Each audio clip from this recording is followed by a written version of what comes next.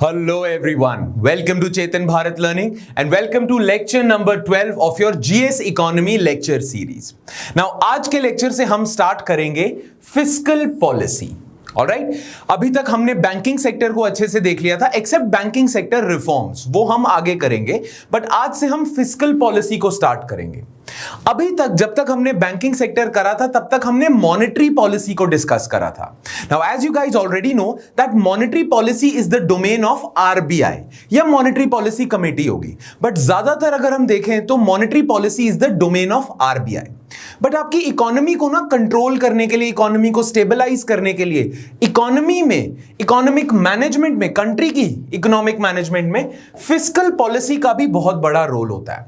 And fiscal policy is the domain of government.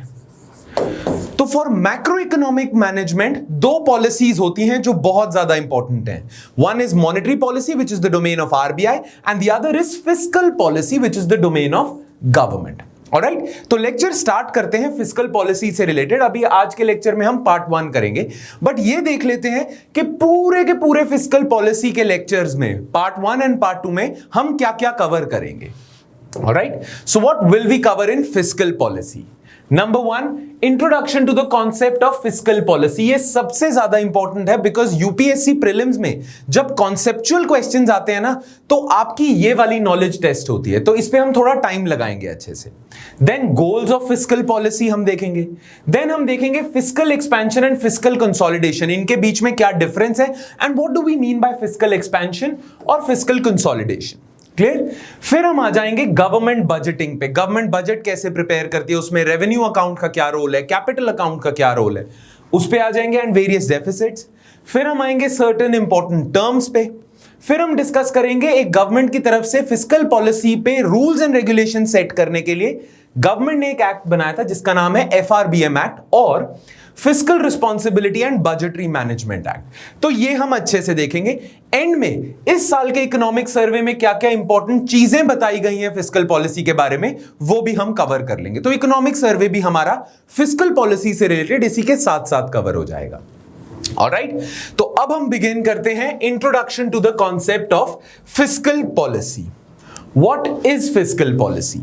Well, fiscal policy क्या होती है उससे पहले एक बारी ना ब्रीफ ओवरव्यू ले लेते हैं और एक तरह से रिवीजन भी कर लेते हैं मॉनेटरी पॉलिसी की. ठीक है ना, monetary policy is generally utilised to stabilise your economy. Economy को स्टेबलाइज करने के लिए, मैनेज करने के लिए मॉनेटरी पॉलिसी का यूज होता है. अब कैसे? फॉर एग्जाम्पल हमारे कंट्री में ना इकोनॉमिक साइकिल्स होते हैं. हर कंट्री में कुछ इकोनॉमिक साइकिल होते हैं. हर कंट्री की इकोनॉमी ऐसे जाती है साइन कर्व की तरह. ठीक है, ये जो ऊपर वाला पोर्शन है ये हम बोलते हैं इकोनॉमिक बूम चल रहा है, और जब नीचे इकोनॉमी जा रही है तो हम इसे कह देंगे कि इकोनॉमिक रिसेशन चल रहा है. राइट? तो आपकी इकोनॉमी या किसी भी कंट्री की इकोनॉमी इन्हीं फेजेस से गुजरती है. कभी बूम आता है, फिर रिसेशन, फिर बूम, फिर recession. These are called economic cycles. ध्यान रखना इस चीज को. क्लियर? तो जब बूम इकोनॉमिक साइकिल में बूम का फेज चल रहा होता है ना, तब आरबीआई जनरली क्या करता है? जब भी बूम का फेज चल रहा होगा तब इन्फ्लेशन बढ़ रही होगी, राइट? और जब रिसेशन का फेज चल रहा होगा तब इन्फ्लेशन जनरली कम होती है, अनलेस हम स्टैगफ्लेशन की बात कर रहे हैं. बट जनरली हम क्या कहते हैं कि moderate levels of inflation always अकंपनी economic growth. अब मैं आपको बताता हूं कि जब इकोनॉमी में रिसेशन चल रहा होगा ना तो आरबीआई क्या करेगा? आरबीआई पॉलिसी रेट्स कम कर देगा, है ना? जब रिसेशन होता है, जब इकोनॉमी ग्रो नहीं कर रही तो वो रेपो रेट कम कर देगा, पॉलिसी रेट्स कम कर देता है. आरबीआई चाहे तो सीआरआर भी कम कर सकता है. सीआरआर कम कर देगा तो बैंक्स के पास ज्यादा पैसा होगा टू लेंड मोर, इकोनॉमी में लिक्विडिटी आ जाएगी. आरबीआई एसएलआर भी कम कर सकता है.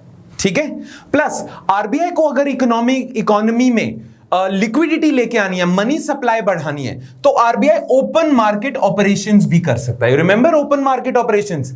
आरबीआई क्या करेगा? Buying and selling of government securities. अगर इकोनॉमी में रिसेशन चल रहा है तो RBI will by government securities, तो कैश पंप करेगा. ठीक है, तो ये सारी चीजें आपकी होती हैं मॉनेटरी पॉलिसी डोमेन में जब रिसेशन चल रहा है. ठीक है, सिमिलरली जब बूम चल रहा होगा तो RBI policy rates policy rates बढ़ा देगा।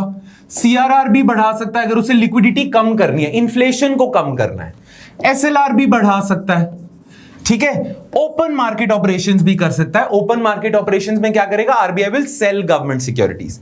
अगर आरबीआई को लगता है कि इस बूम फेज के दौरान इन्फ्लेशन कुछ आउट ऑफ कंट्रोल हो रही है, तो RBI will increase policy rates, repo rate. RBI will might increase CRR, RBI might increase SLR, and RBI might sell government securities under open market operations.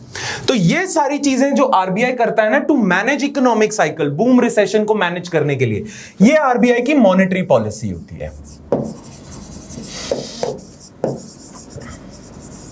ठीक है। But economic cycles को, boom recession को manage करने के लिए ना fiscal policy भी होती है,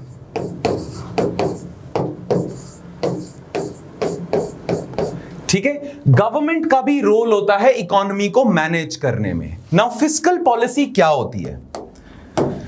सिंपल सी चीज है, फिस्कल पॉलिसी में होता है गवर्नमेंट का बजट। फिस्कल पॉलिसी होती है गवर्नमेंट की रिसीट्स और एक्सपेंडिचर की स्टेटमेंट। इकोनॉमिक साइकिल को मैनेज करने के लिए गवर्नमेंट ऐसा भी कर सकता है कि अपने एक्सपेंडिचर बढ़ा दे, रिसीट्स कम कर दे, या इनका उल्टा कर दे, या दोनों बढ़ा दे, ठीक है। जब भी गवर्नमेंट इकोनॉमी को मैनेज करने के लिए अपनी रिसीट्स और एक्सपेंडिचर्स को चेंज करती है, ट्वीक करती है, और जिस पॉलिसी के तहत ट्वीक करती है उसे हम फिस्कल पॉलिसी कहते हैं।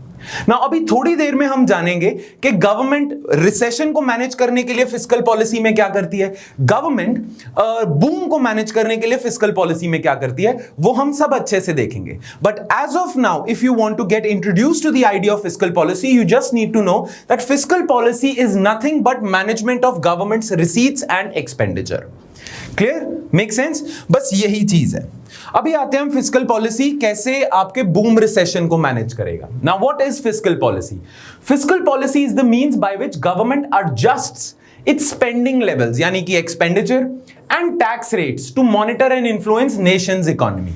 मैक्रो इकोनॉमिक सिचुएशन को मैनेज करने के लिए गवर्नमेंट अपने स्पेंडिंग लेवल्स और जो रिसीट्स हैं या टैक्सेस हैं उनको मैनेज करता है, ठीक है। It is the sister strategy to monetary policy. Sister strategy to monetary policy क्यों कहते हैं? क्योंकि इकोनॉमी को मैनेज करने के लिए मॉनेटरी पॉलिसी के साथ साथ फिस्कल पॉलिसी भी सिंक में होनी चाहिए, तभी इकोनॉमी अच्छे से मैनेज करेगी, इकोनॉमी अच्छे से फंक्शन करेगी, ठीक है। So it is the sister strategy to monetary policy through which central bank influences nation's money supply. Monetary policy का तो आपको पता ही है। These two policies are used in various combinations to direct countries' economic goals. ठीक है। Every year government announces its fiscal policy through the budget.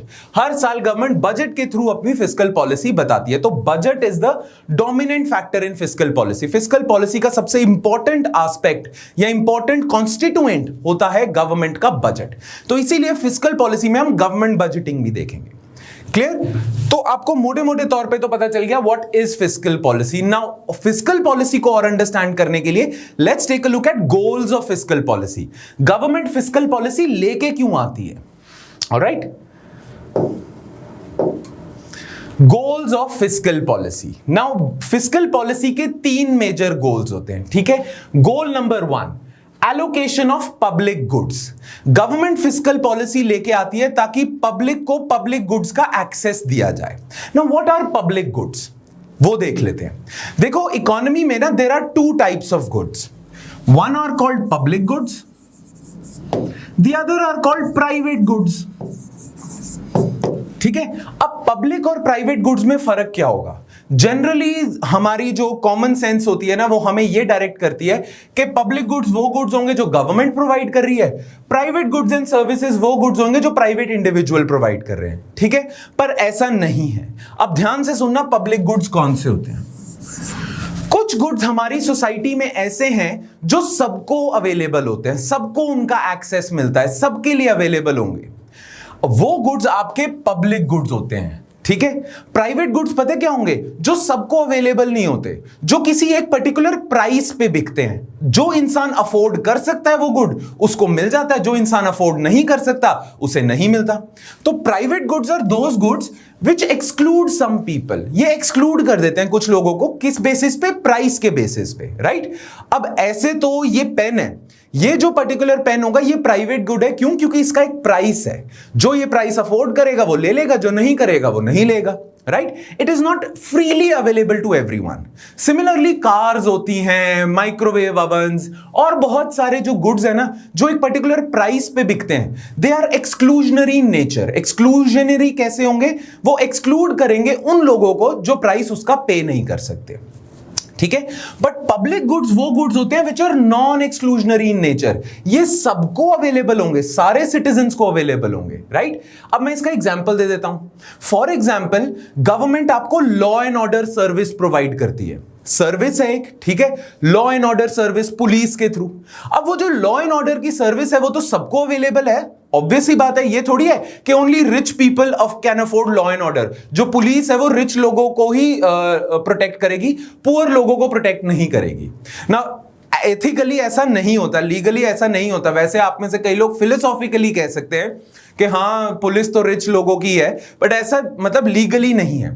Law and order service is available for everyone, either for everyone, rich और poor, it doesn't make a difference, ठीक है। तो law and order एक service होगी, national defence की service हो गई, right. National defence, जो आर्मी हमारी प्रोटेक्ट कर रही है हमें, वो हम सबको कर रही है, सारे सिटीजन्स को कर रही है। तो जो नेशनल डिफेंस की सर्विस हो जाएगी, लॉ एंड ऑर्डर की सर्विस हो जाएगी, वो पब्लिक गुड होएगी, राइट। और बहुत सारे एग्जांपल्स हैं पब्लिक गुड के पार्क्स हो गए, जो गवर्नमेंट ने पार्क्स बनाए हैं, गवर्नमेंट ने रोड्स वगैरह बनाई हुई हैं, राइट। तो गवर्नमेंट की तरफ से रोड्स पे जो खर्चा है, पब्लिक पार्क्स पे जो खर्चा है, वो जो गवर्नमेंट ने आपको गुड्स एंड सर्विसेज प्रोवाइड करी हैं वो सबके लिए हैं, वो किसी को एक्सक्लूड नहीं कर रही, ठीक है। तो पार्क्स पे खर्चा, आपका रोड्स पे खर्चा, रूरल रोड्स पे खर्चा, national defence, law and order, public administration की service, all of them form a part of public goods. Why? Because they are non exclusionary in nature.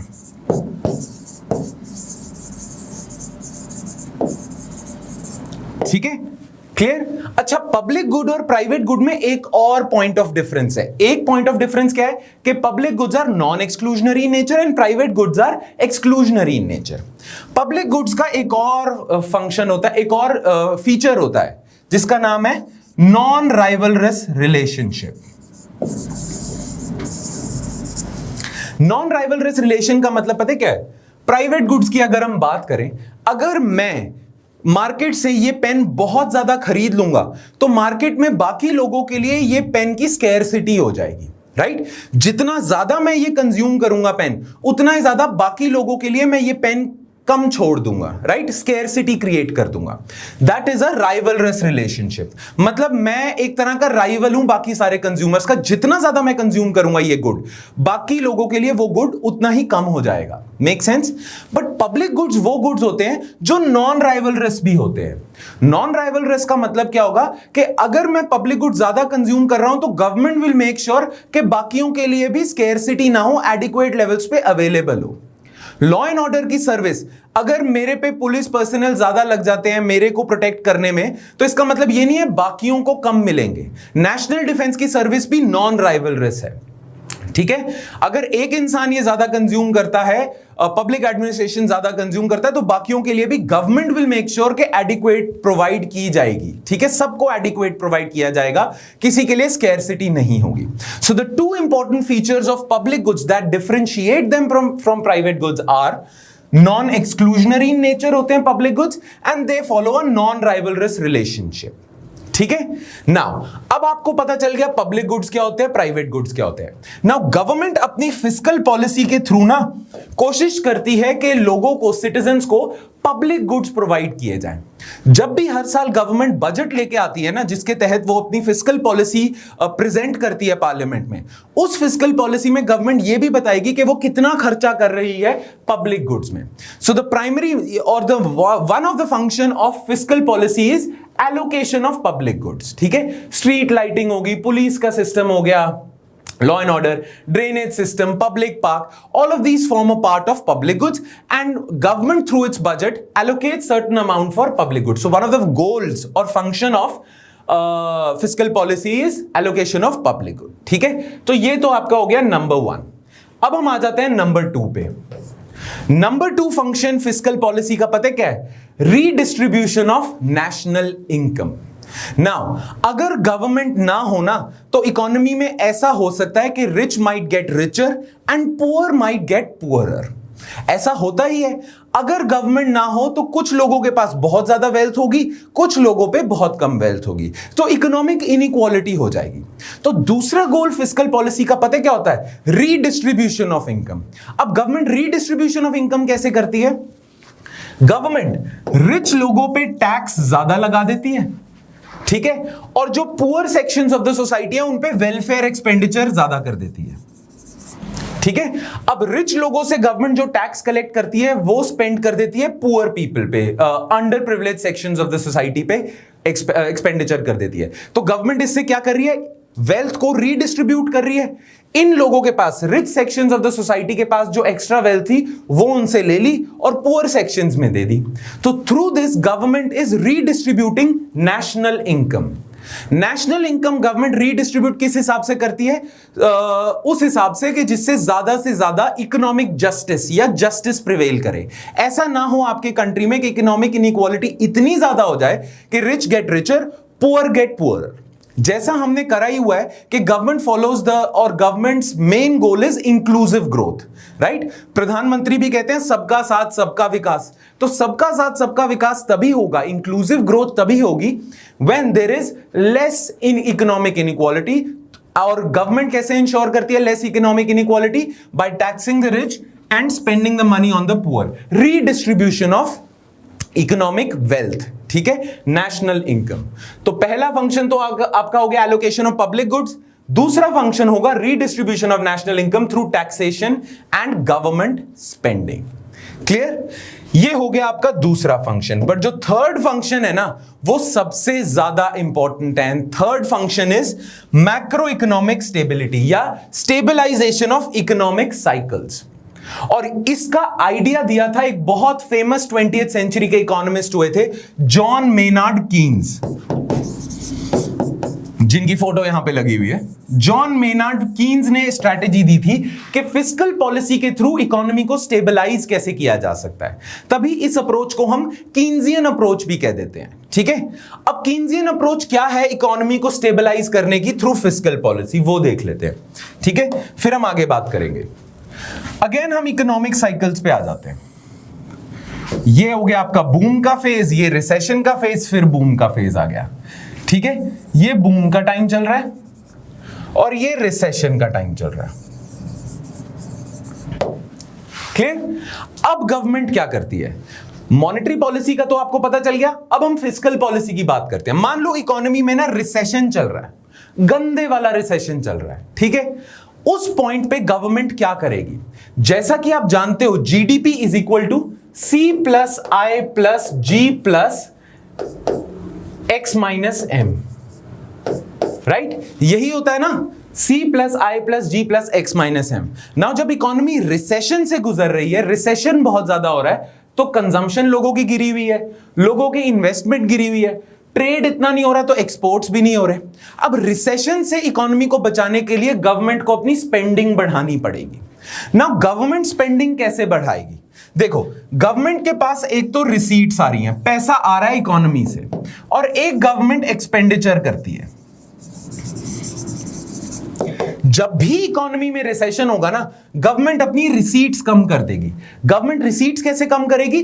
Taxes कम कर देगी. जैसे ही गवर्नमेंट टैक्सेस कम कर देगी, अब लोगों के पास ज्यादा पैसा होगा. जैसे ही लोगों के पास ज्यादा पैसा आएगा, वो ज्यादा डिमांड करेंगे गुड्स एंड सर्विसेज की, और लोग जब गुड्स एंड सर्विसेज की डिमांड ज्यादा करेंगे तो एग्रीगेट डिमांड बढ़ जाएगी. एग्रीगेट डिमांड बढ़ेगी तो इकोनॉमी ठीक होनी शुरू हो जाएगी, रिसेशन से बाहर निकलनी शुरू हो जाएगी. तो जब भी कभी रिसेशन आता है ना, गवर्नमेंट अपने टैक्सेस कम कर देती है, रिसीट्स कम कर देती है. उसके साथ साथ गवर्नमेंट अपने एक्सपेंडिचर भी बढ़ा देती है, लोगों पे खर्चा बढ़ा देती है, वेलफेयर पेमेंट्स कर देती है, पीएम किसान के तहत लोगों को पैसा ज्यादा बांटना शुरू कर देगी।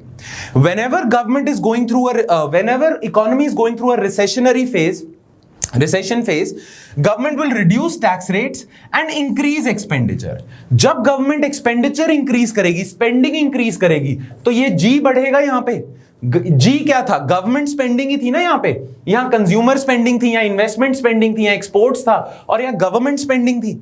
गवर्नमेंट अपना एक्सपेंडिचर बढ़ा देगी और गवर्नमेंट अपने एक्सपेंडिचर बढ़ाने से इकोनॉमी को वापस ऑन ट्रैक लाने की कोशिश करेगी।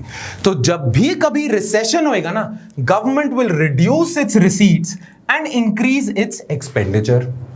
Make sense? ठीक है। सिमिलरली जब बूम का फेज चल रहा है, बूम बहुत अच्छा खासा इकोनॉमी में हरियाली हरियाली है, पैसा ही पैसा फ्लोट कर रहा है।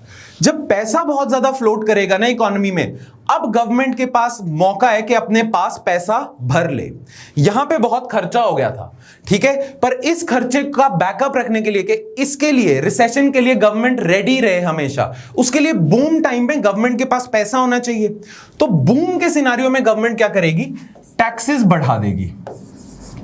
और टैक्सेस बढ़ाने का फायदा भी है, अब लोगों के पास पैसा ही इतना है, इतनी इकोनॉमिक एक्टिविटी हो रही है कि टैक्सेस बढ़ा दो तो भी गवर्नमेंट के पास ना टैक्स कलेक्शन बढ़ जाती है, राइट? तो व्हेन बूम की सिचुएशन हो, गवर्नमेंट टैक्सेस बढ़ा देगी और अपना एक्सपेंडिचर कम कर देगी। Make sense?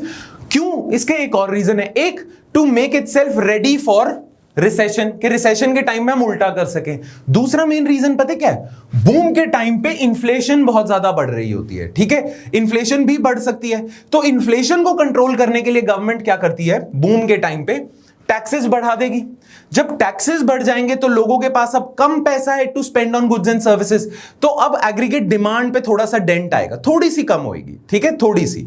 तो थोड़ी सी एग्रीगेट डिमांड कम होगी तो इन्फ्लेशन पे सोबरिंग इफेक्ट आएगा। गवर्नमेंट का मेन एम बहुत ज्यादा इन्फ्लेशन कम करना नहीं है, थोड़ी सी कम करना है कि लोगों को राहत भी मिले और इकोनॉमी भी ग्रो करती जाए। सिमिलरली गवर्नमेंट जब एक्सपेंडिचर कम कर देगी तो भी गवर्नमेंट एग्रीगेट डिमांड कम कर रही है। गवर्नमेंट अपनी डिमांड कम कर रही है ना गुड्स एंड सर्विसेज की, तो गवर्नमेंट एग्रीगेट डिमांड कम कर देगी। टैक्सेस बढ़ा दिए, एक्सपेंडिचर कम कर दिए, एग्रीगेट डिमांड थोड़ी सी कम कर दी, इन्फ्लेशन पे थोड़ा सा सोबरिंग इफेक्ट आ गया, मॉडरेटिंग इन्फ्लुएंस आ गया, प्लस गवर्नमेंट के पास पैसा भी रेडी हो गया, या गवर्नमेंट ऐसे भी रेडी होगी कि बूम के टाइम में इन्होंने अपनी सिचुएशन इतनी अच्छी मैनेज कर ली ताकि रिसेशन के टाइम पे उल्टा कर सके, एक्सपेंडिचर बढ़ा सके, रिसीट्स कम कर सके। Clear? Make sense? Now government के पास जो पैसा होता है ना, लेट्स सपोज गवर्नमेंट के पास जितना भी पैसा है, गवर्नमेंट का जब बजट तैयार होता है तो रफ तौर पे, मोटे मोटे तौर पे गवर्नमेंट का बजट पता कैसा होता है? मान लो गवर्नमेंट का बजट में एफ से डिनोट करता हूं, ठीक है। गवर्नमेंट देखती है कि उनके पास नेट खर्चे वगैरह कितने हो रहे हैं, तो गवर्नमेंट देखती है उसके पास रिसीट्स कितनी है और देखती है एक्सपेंडिचर कितना हो रहा है उसका। अगर गवर्नमेंट का एक्सपेंडिचर ज्यादा हो रहा है एज कंपेयर टू रिसीट्स, मतलब गवर्नमेंट पैसा कम कमा रही है, एक्सपेंडिचर ज्यादा करना पड़ रहा है गवर्नमेंट को, तब government is running deficit, fiscal deficit. और अगर गवर्नमेंट की रिसीट्स ज्यादा है, एक्सपेंडिचर कम है, तब गवर्नमेंट फिस्कल सरप्लस रन कर रही है, पैसा कमा रही है नेट, इस केस में पैसा जा रहा है नेट, ठीक है। तो फिस्कल डेफिसिट पे हम और ज्यादा अच्छे से बात करेंगे, बट अभी रफ तौर पे मैं आपको बता दूं कि गवर्नमेंट फिस्कल डेफिसिट रन तब करती है जब गवर्नमेंट के एक्सपेंडिचर ज्यादा होते हैं, रिसीट्स कम होती हैं, ठीक है। नाउ जनरली ना गवर्नमेंट डेफिसिट ही रन करती है, बहुत rare governments fiscal surplus run करते हैं। क्लियर? अब मान लो इकोनॉमी रिसेशन के फेज से गुजर रही है, जब इकोनॉमी रिसेशन के फेज से गुजरेगी तब गवर्नमेंट अपना एक्सपेंडिचर बढ़ा देगी, रिसीट्स कम कर देगी। उस पॉइंट पे गवर्नमेंट अपना डेफिसिट बढ़ा रही होती है, फिस्कल डेफिसिट बढ़ा रही होती है, ठीक है। और मान लो जब बूम का फेज आएगा तब गवर्नमेंट क्या करेगी? एक्सपेंडिचर कम कर देगी और रिसीट्स बढ़ा देगी। उस पॉइंट पे गवर्नमेंट अपना फिस्कल डेफिसिट कम कर रही होती है, डेफिसिट कम कर रही होती है, ठीक है। तो फिस्कल डेफिसिट जब ज्यादा हो रहा है, बहुत ज्यादा बढ़ रहा है, दैट मींस गवर्नमेंट एक्सपेंडिचर बढ़ा रही है, ठीक है, स्पेंडिंग ज्यादा कर रही है। Now when fiscal deficit increases, that happens when there is a recession. जब फिस्कल डेफिसिट बढ़ता है ना, तो हम उसे कहते हैं फिस्कल एक्सपेंशन।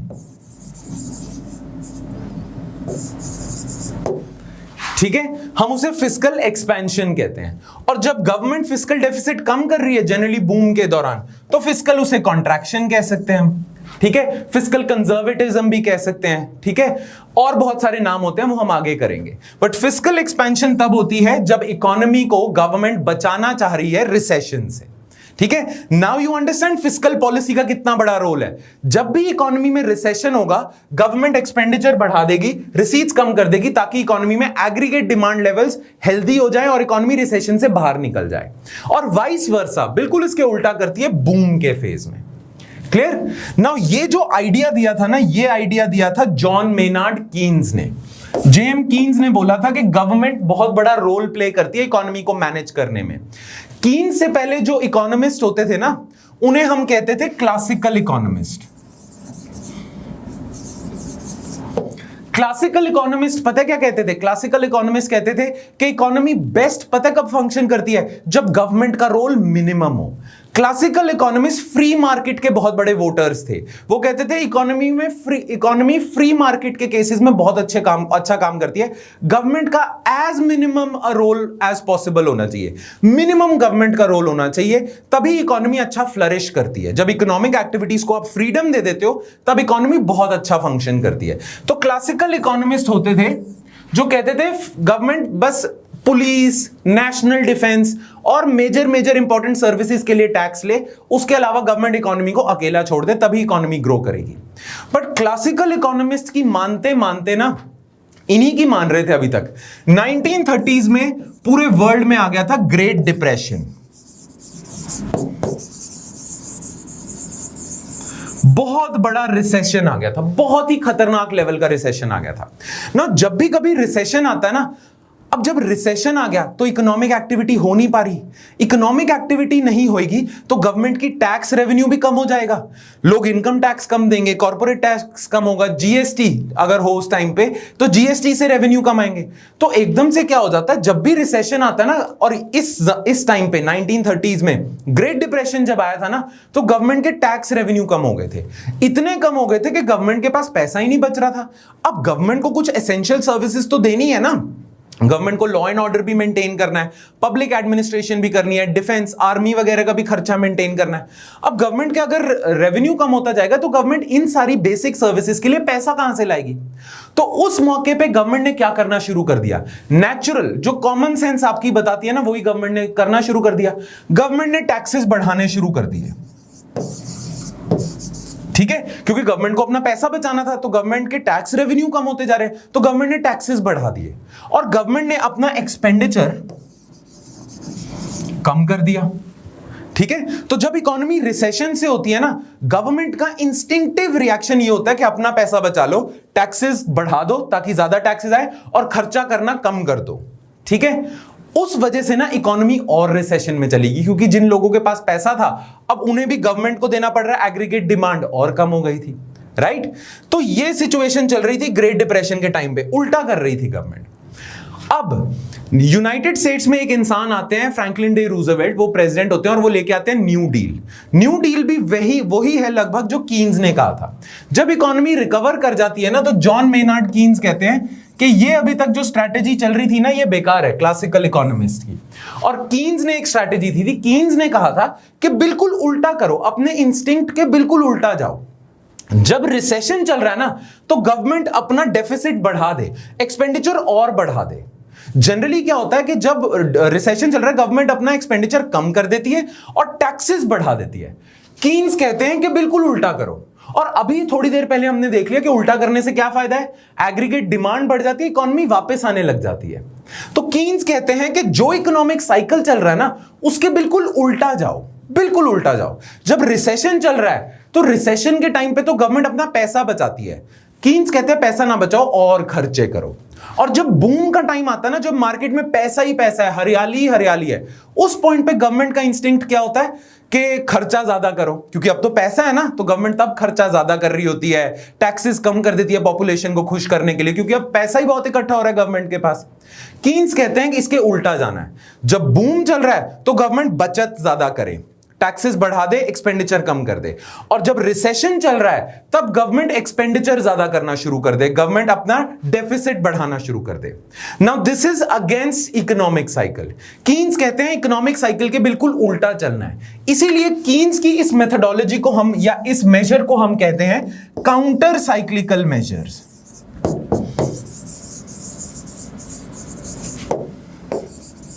कीन्स ने कहा था कि गवर्नमेंट को हमेशा काउंटर साइक्लिकल मेजर्स अपनाने चाहिए। काउंटर साइक्लिकल मतलब इकोनॉमिक साइकिल के काउंटर चलना है।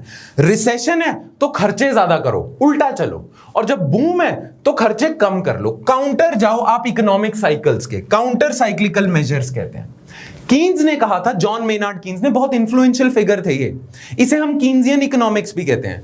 जॉन मेनार्ड कीन्स ने यह कहा था कि जब गवर्नमेंट काउंटर साइक्लिकल मेजर्स करेगी ना तब गवर्नमेंट इकोनॉमी को अच्छे से मैनेज करेगी। और कीन्सियन इकोनॉमिक्स ने यह कहा था कि classical economics approach, economic approach गलत है। Government plays a very important role. Classical economist तो कहते थे ना गवर्नमेंट का रोल ही नहीं होना चाहिए। कीन्स कहता है कि गवर्नमेंट का रोल होता है, और गवर्नमेंट का रोल क्या है? काउंटर साइक्लिकल मेजर्स डालना, क्योंकि काउंटर साइक्लिकल मेजर से ही आप इकोनॉमी को बचा सकते हो। Government plays a fundamental role. तभी ना इकोनॉमिक्स में एक और ब्रांच स्टार्ट हो गई थी जिसका नाम है कीन्सियन इकोनॉमिक्स। पहले थे क्लासिकल इकोनॉमिस्ट, फिर आए कीन्सियन इकोनॉमिस्ट, ठीक है। और इवेंचुअली ना आगे जाते फ्यूचर में इकोनॉमिस्ट को अब दो पार्ट्स में डिवाइड कर लेते हो, एक होते हैं फ्री मार्केटियर्स और एक होते हैं कीन्सियन इकोनॉमिक्स से इन्फ्लुएंस होने वाले। इन दोनों के बीच में डिबेट चलती रहती है, हमेशा चलती रहती है। कभी कभी ये राइट प्रूव हो जाते हैं और कभी कभी ये राइट प्रूव हो जाते हैं, ठीक है। अभी तो मैंने बस बेसिकली इंट्रोड्यूस करा आपको, क्लियर। तो कीन्स कहते हैं कि फिस्कल पॉलिसी का थर्ड मेजर फंक्शन होता है और वो होता है स्टेबलाइजेशन ऑफ द इकोनॉमी। और यही यहां पे लिखा हुआ है, जॉन मेनार्ड कीन्स ने कहा था stabilization of the economy through counter cyclical measures. Counter cyclical measures लो, इकोनॉमी को स्टेबलाइज भी कर सकते हो। ऑलराइट, तो इसी के साथ हमने तीन फंक्शंस कर लिए फिस्कल पॉलिसी के, allocation of public goods, redistribution of wealth in the economy or redistribution of national income, and third Keynesian policy measures or counter cyclical measures, or we can say stabilization of the economy. Make sense? ठीक है जी। तो boom के time पे government अपना fiscal deficit कम कर दे और recession के time पे फिस्कल डेफिसिट बढ़ा दे, जिसे हम कहते हैं फिस्कल एक्सपेंशन, वो करना शुरू कर दे। गवर्नमेंट को ऐसा ही करना चाहिए, that is what Keynes says. And government अपना जो हर साल बजट निकालती है ना, उसमें भी गवर्नमेंट यही करती है। Now you will appreciate government का जो हम अभी तक करंट अफेयर्स में करते नहीं आ रहे थे, counter cyclical measures, fiscal support provide करनी है ना। जितने भी इकोनॉमिस्ट हैं वो न्यूज़पेपर में आर्टिकल क्या लिख रहे हैं कि कोविड-19 की वजह से जो लॉकडाउन वाला फेज चल रहा है, कोविड-19 की वजह से जो इकोनॉमी रिसेशन से गुजर रही है, उस इकोनॉमी को बचाने के लिए गवर्नमेंट को फिस्कल सपोर्ट प्रोवाइड करना चाहिए। And what do they mean by fiscal support? Expenditure बढ़ा दो, टैक्स कम कर दो, ठीक है। कीन्सियन पॉलिसी अपनाओ। और गवर्नमेंट ने करा भी थोड़ा बहुत ही है। गवर्नमेंट लेके आई आत्मनिर्भर भारत पैकेज, जिसमें 20 लाख करोड़ गवर्नमेंट ने अपने एक्सपेंडिचर्स बढ़ा दिए। यही कहा था ना, गवर्नमेंट आत्मनिर्भर भारत क्यों लेके आई? क्योंकि गवर्नमेंट जानती थी कि economy is going through a recession. इस रिसेशन से निकलने के लिए government needs to expand its fiscal policy, government needs to spend more. तो जब गवर्नमेंट आत्मनिर्भर भारत लेके आ रही थी तो government was actually following Keynes, John Maynard Keynes के काउंटर साइक्लिकल मेजर। और इकोनॉमिस्ट इससे एग्री कर रहे थे। ऑल ओवर द वर्ल्ड जितनी भी कंट्रीज है ना, सबने अपनी फिस्कल पॉलिसी एक्सपैंड करी है कोविड-19 के टाइम पे। क्योंकि गवर्नमेंट अगर एक्सपेंशन करेगी रिसेशन के टाइम पे, गवर्नमेंट अगर डिमांड बढ़ाएगी रिसेशन के टाइम पे, तो इकोनॉमी बच सकती है। हर गवर्नमेंट ने आत्मनिर्भर भारत जैसा कई पैकेजेस निकाले हैं। तभी लिखा होगा न्यूज में भी, government needs to provide more fiscal support.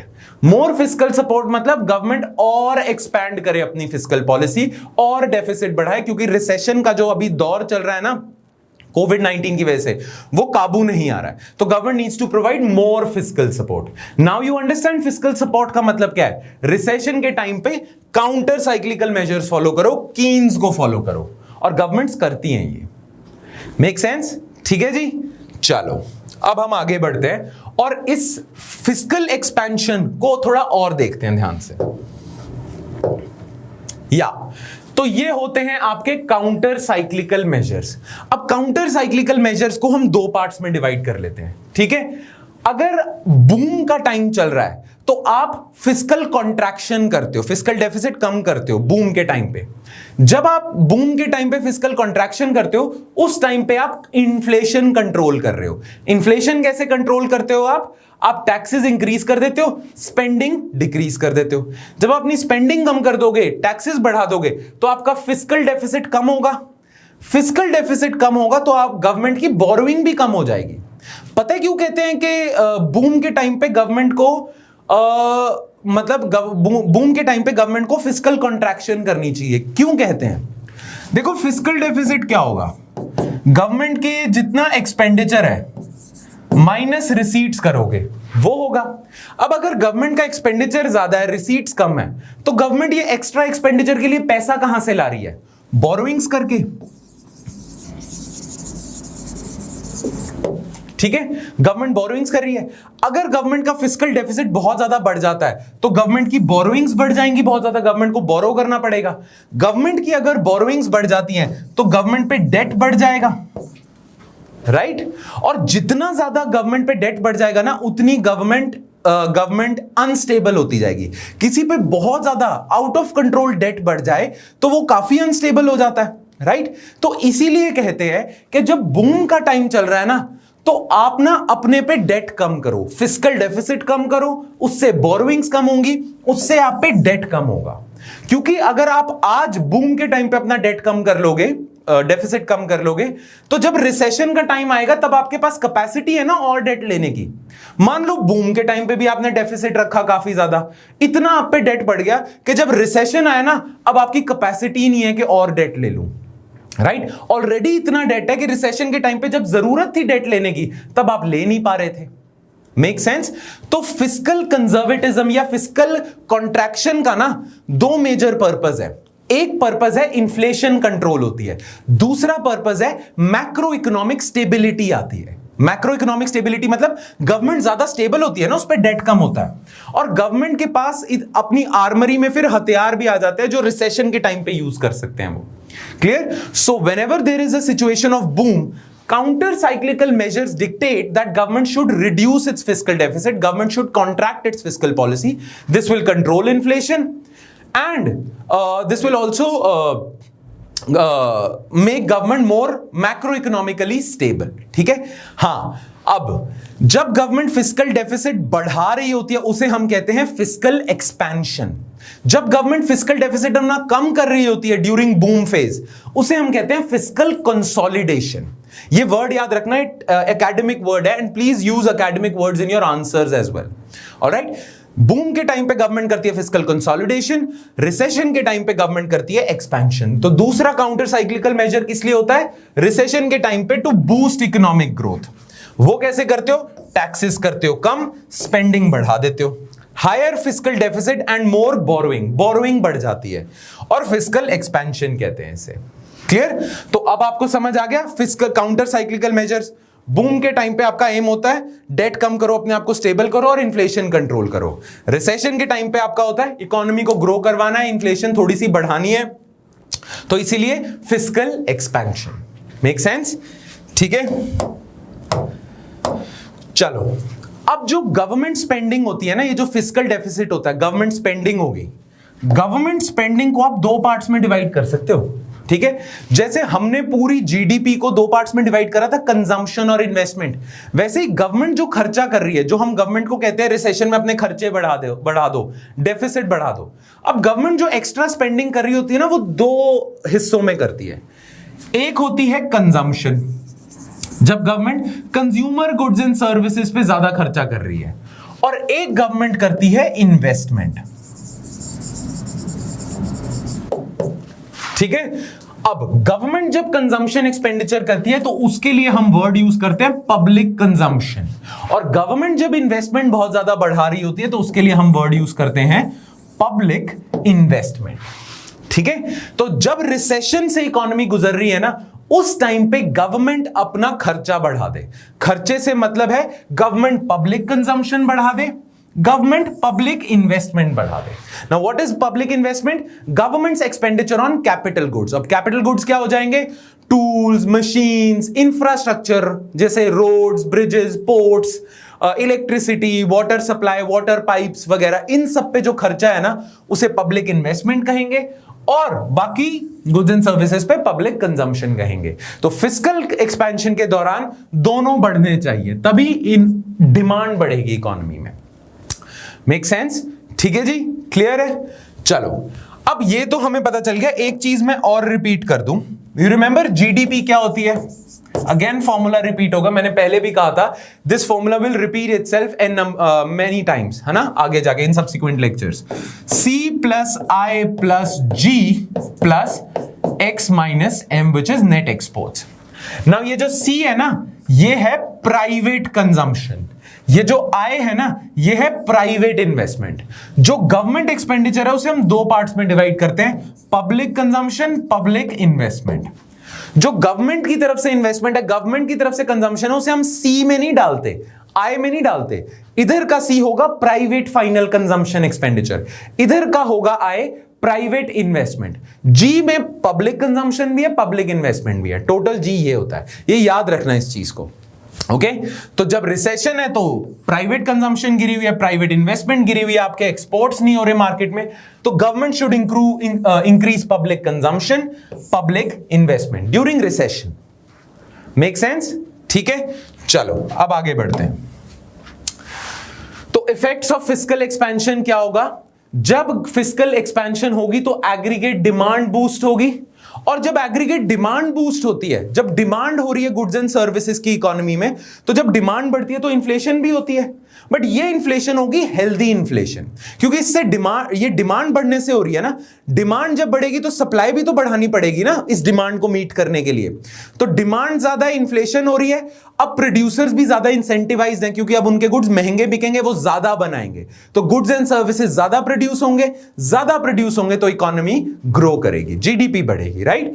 तो when fiscal expansion is done by the government, it boosts aggregate demand and inflation भी होती है इससे। और एक तरह से ये पॉजिटिव इफेक्ट है, ये नेगेटिव तो नहीं कहना चाहिए, हेल्दी इन्फ्लेशन है। खैर, फिस्कल एक्सपेंशन से इट बूस्ट एग्रीगेट डिमांड, उससे इन्फ्लेशन भी हो सकती है। फिस्कल एक्सपेंशन से यह भी हो सकता है कि पब्लिक इन्वेस्टमेंट बढ़ रही है, ठीक है? जब भी फिस्कल एक्सपेंशन होगी तो पब्लिक कंजम्पशन भी बढ़ सकती है, पब्लिक इन्वेस्टमेंट भी बढ़ सकती है। हम ये मान लेते हैं कि गवर्नमेंट फिस्कल एक्सपेंशन कर रही है, अपनी स्पेंडिंग बढ़ा रही है, और ज्यादातर स्पेंडिंग ना अपनी कंजम्पशन में नहीं कर रही, इन्वेस्टमेंट में कर रही है। तो गवर्नमेंट जब पब्लिक इन्वेस्टमेंट बढ़ा देगी फिस्कल एक्सपेंशन स्ट्रैटेजी के दौरान, तो पब्लिक इन्वेस्टमेंट बढ़ेगी।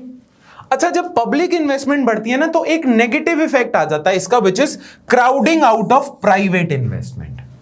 अब ये crowding out of private investment क्या होता है, ध्यान से सुनना, इस पे प्रीलिम्स में क्वेश्चन आ सकता है, ओके?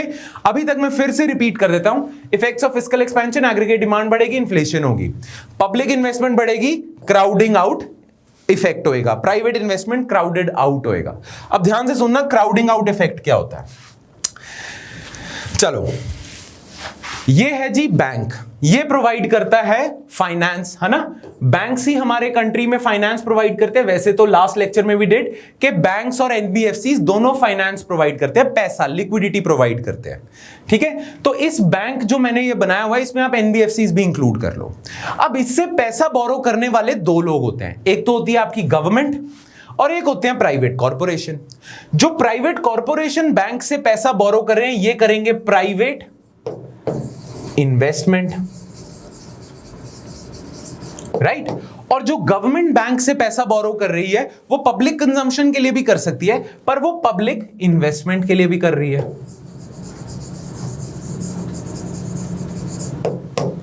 Make sense?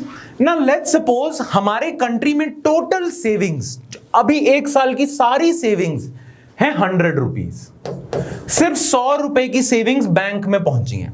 तो बैंक के पास सिर्फ 100 रुपए हैं to lend out to either government और प्राइवेट कॉर्पोरेशन।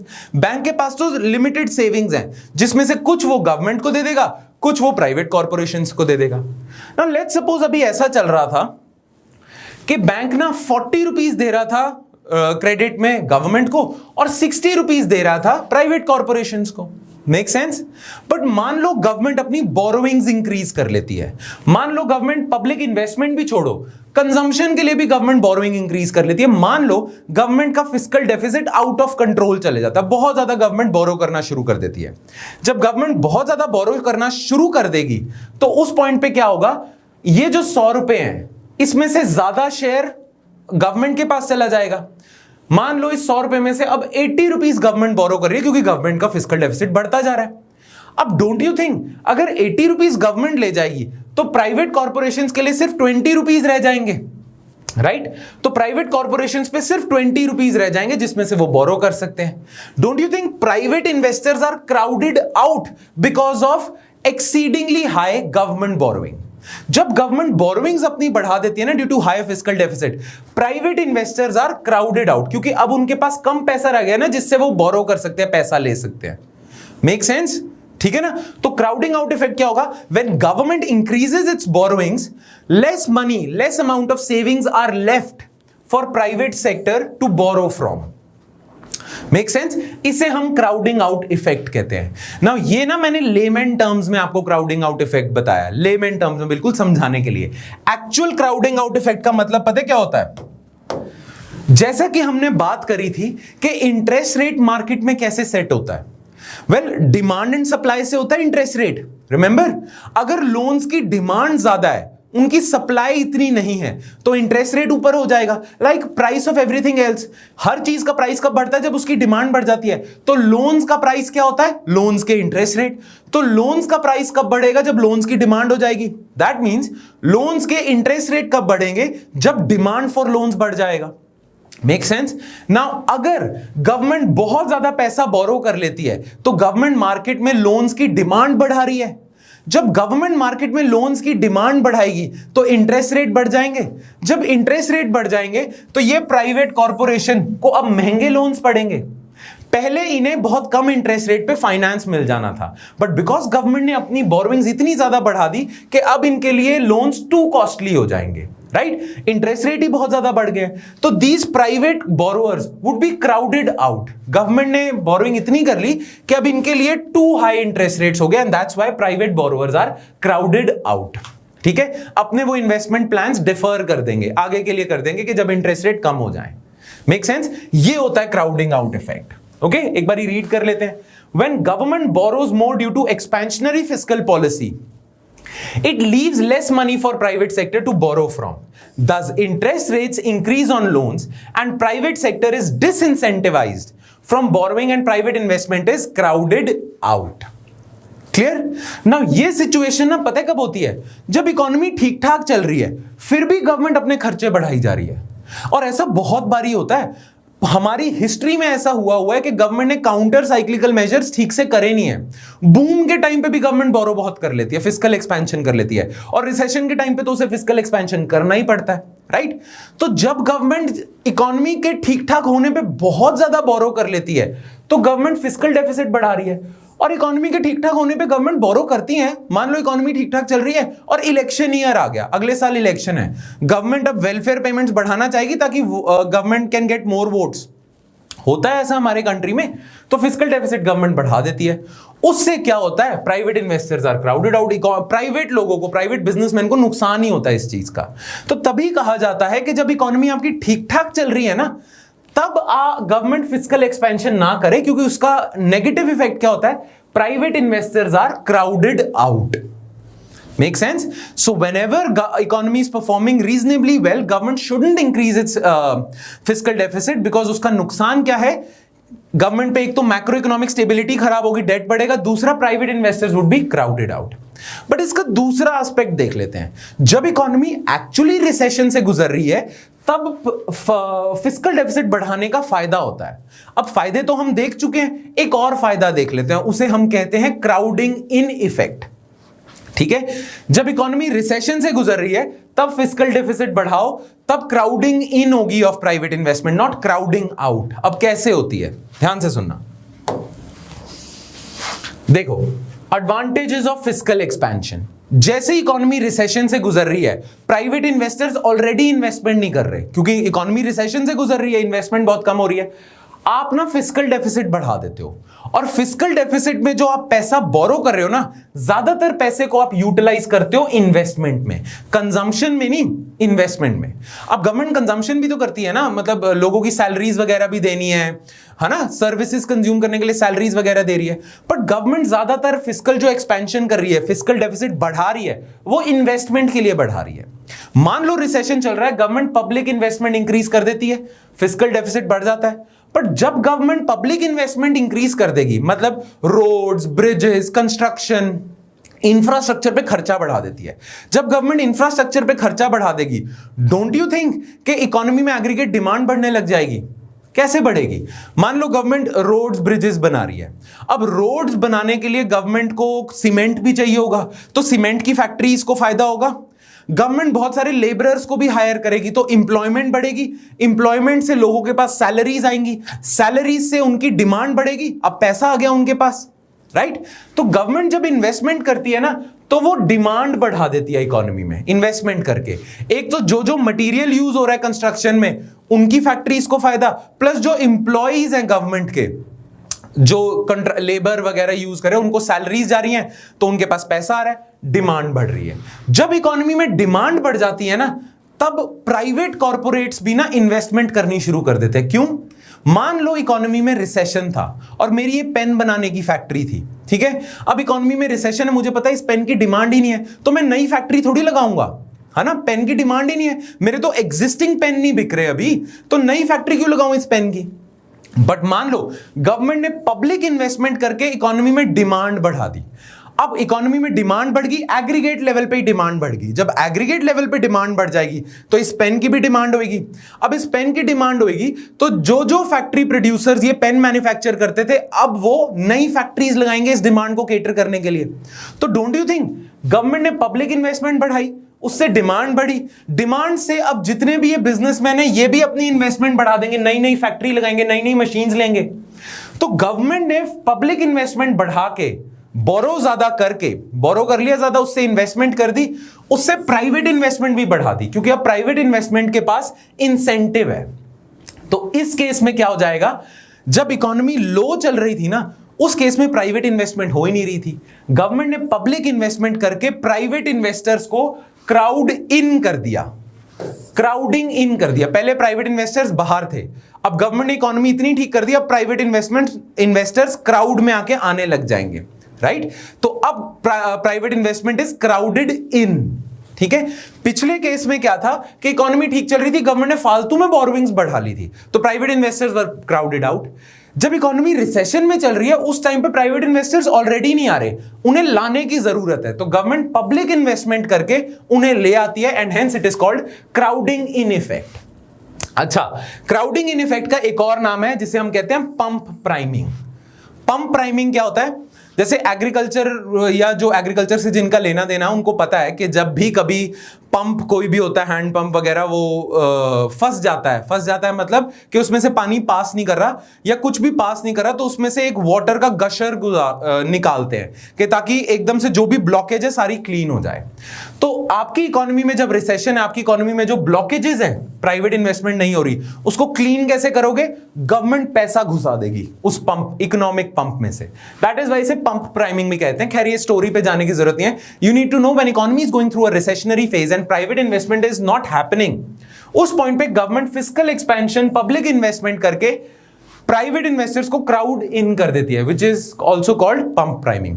तो you should know these two things, crowding out of private investment, crowding in of private investment. Make sense? ठीक है? तो गवर्नमेंट को करना क्या चाहिए जनरली फिस्कल पॉलिसी के तहत? हाँ, एनीवेज ये तो हमने देख लिया फिस्कल एक्सपेंशन के फायदे, ठीक है? देख लेते हैं कि वो इकोनॉमिस्ट जो कहते हैं नहीं, फिस्कल कंसोलिडेशन ज्यादा होनी चाहिए, ठीक है? एक तो होते हैं कीन्जियन इकोनॉमिस्ट जो कहते हैं कि वैसे आपको फिस्कल एक्सपेंशन करते रहनी चाहिए, ठीक है? एक होते हैं वो इकोनॉमिस्ट जो कहते हैं कि रिसेशन के टाइम पे भी गवर्नमेंट को जरूरत से ज्यादा फिस्कल एक्सपेंशन नहीं करनी चाहिए।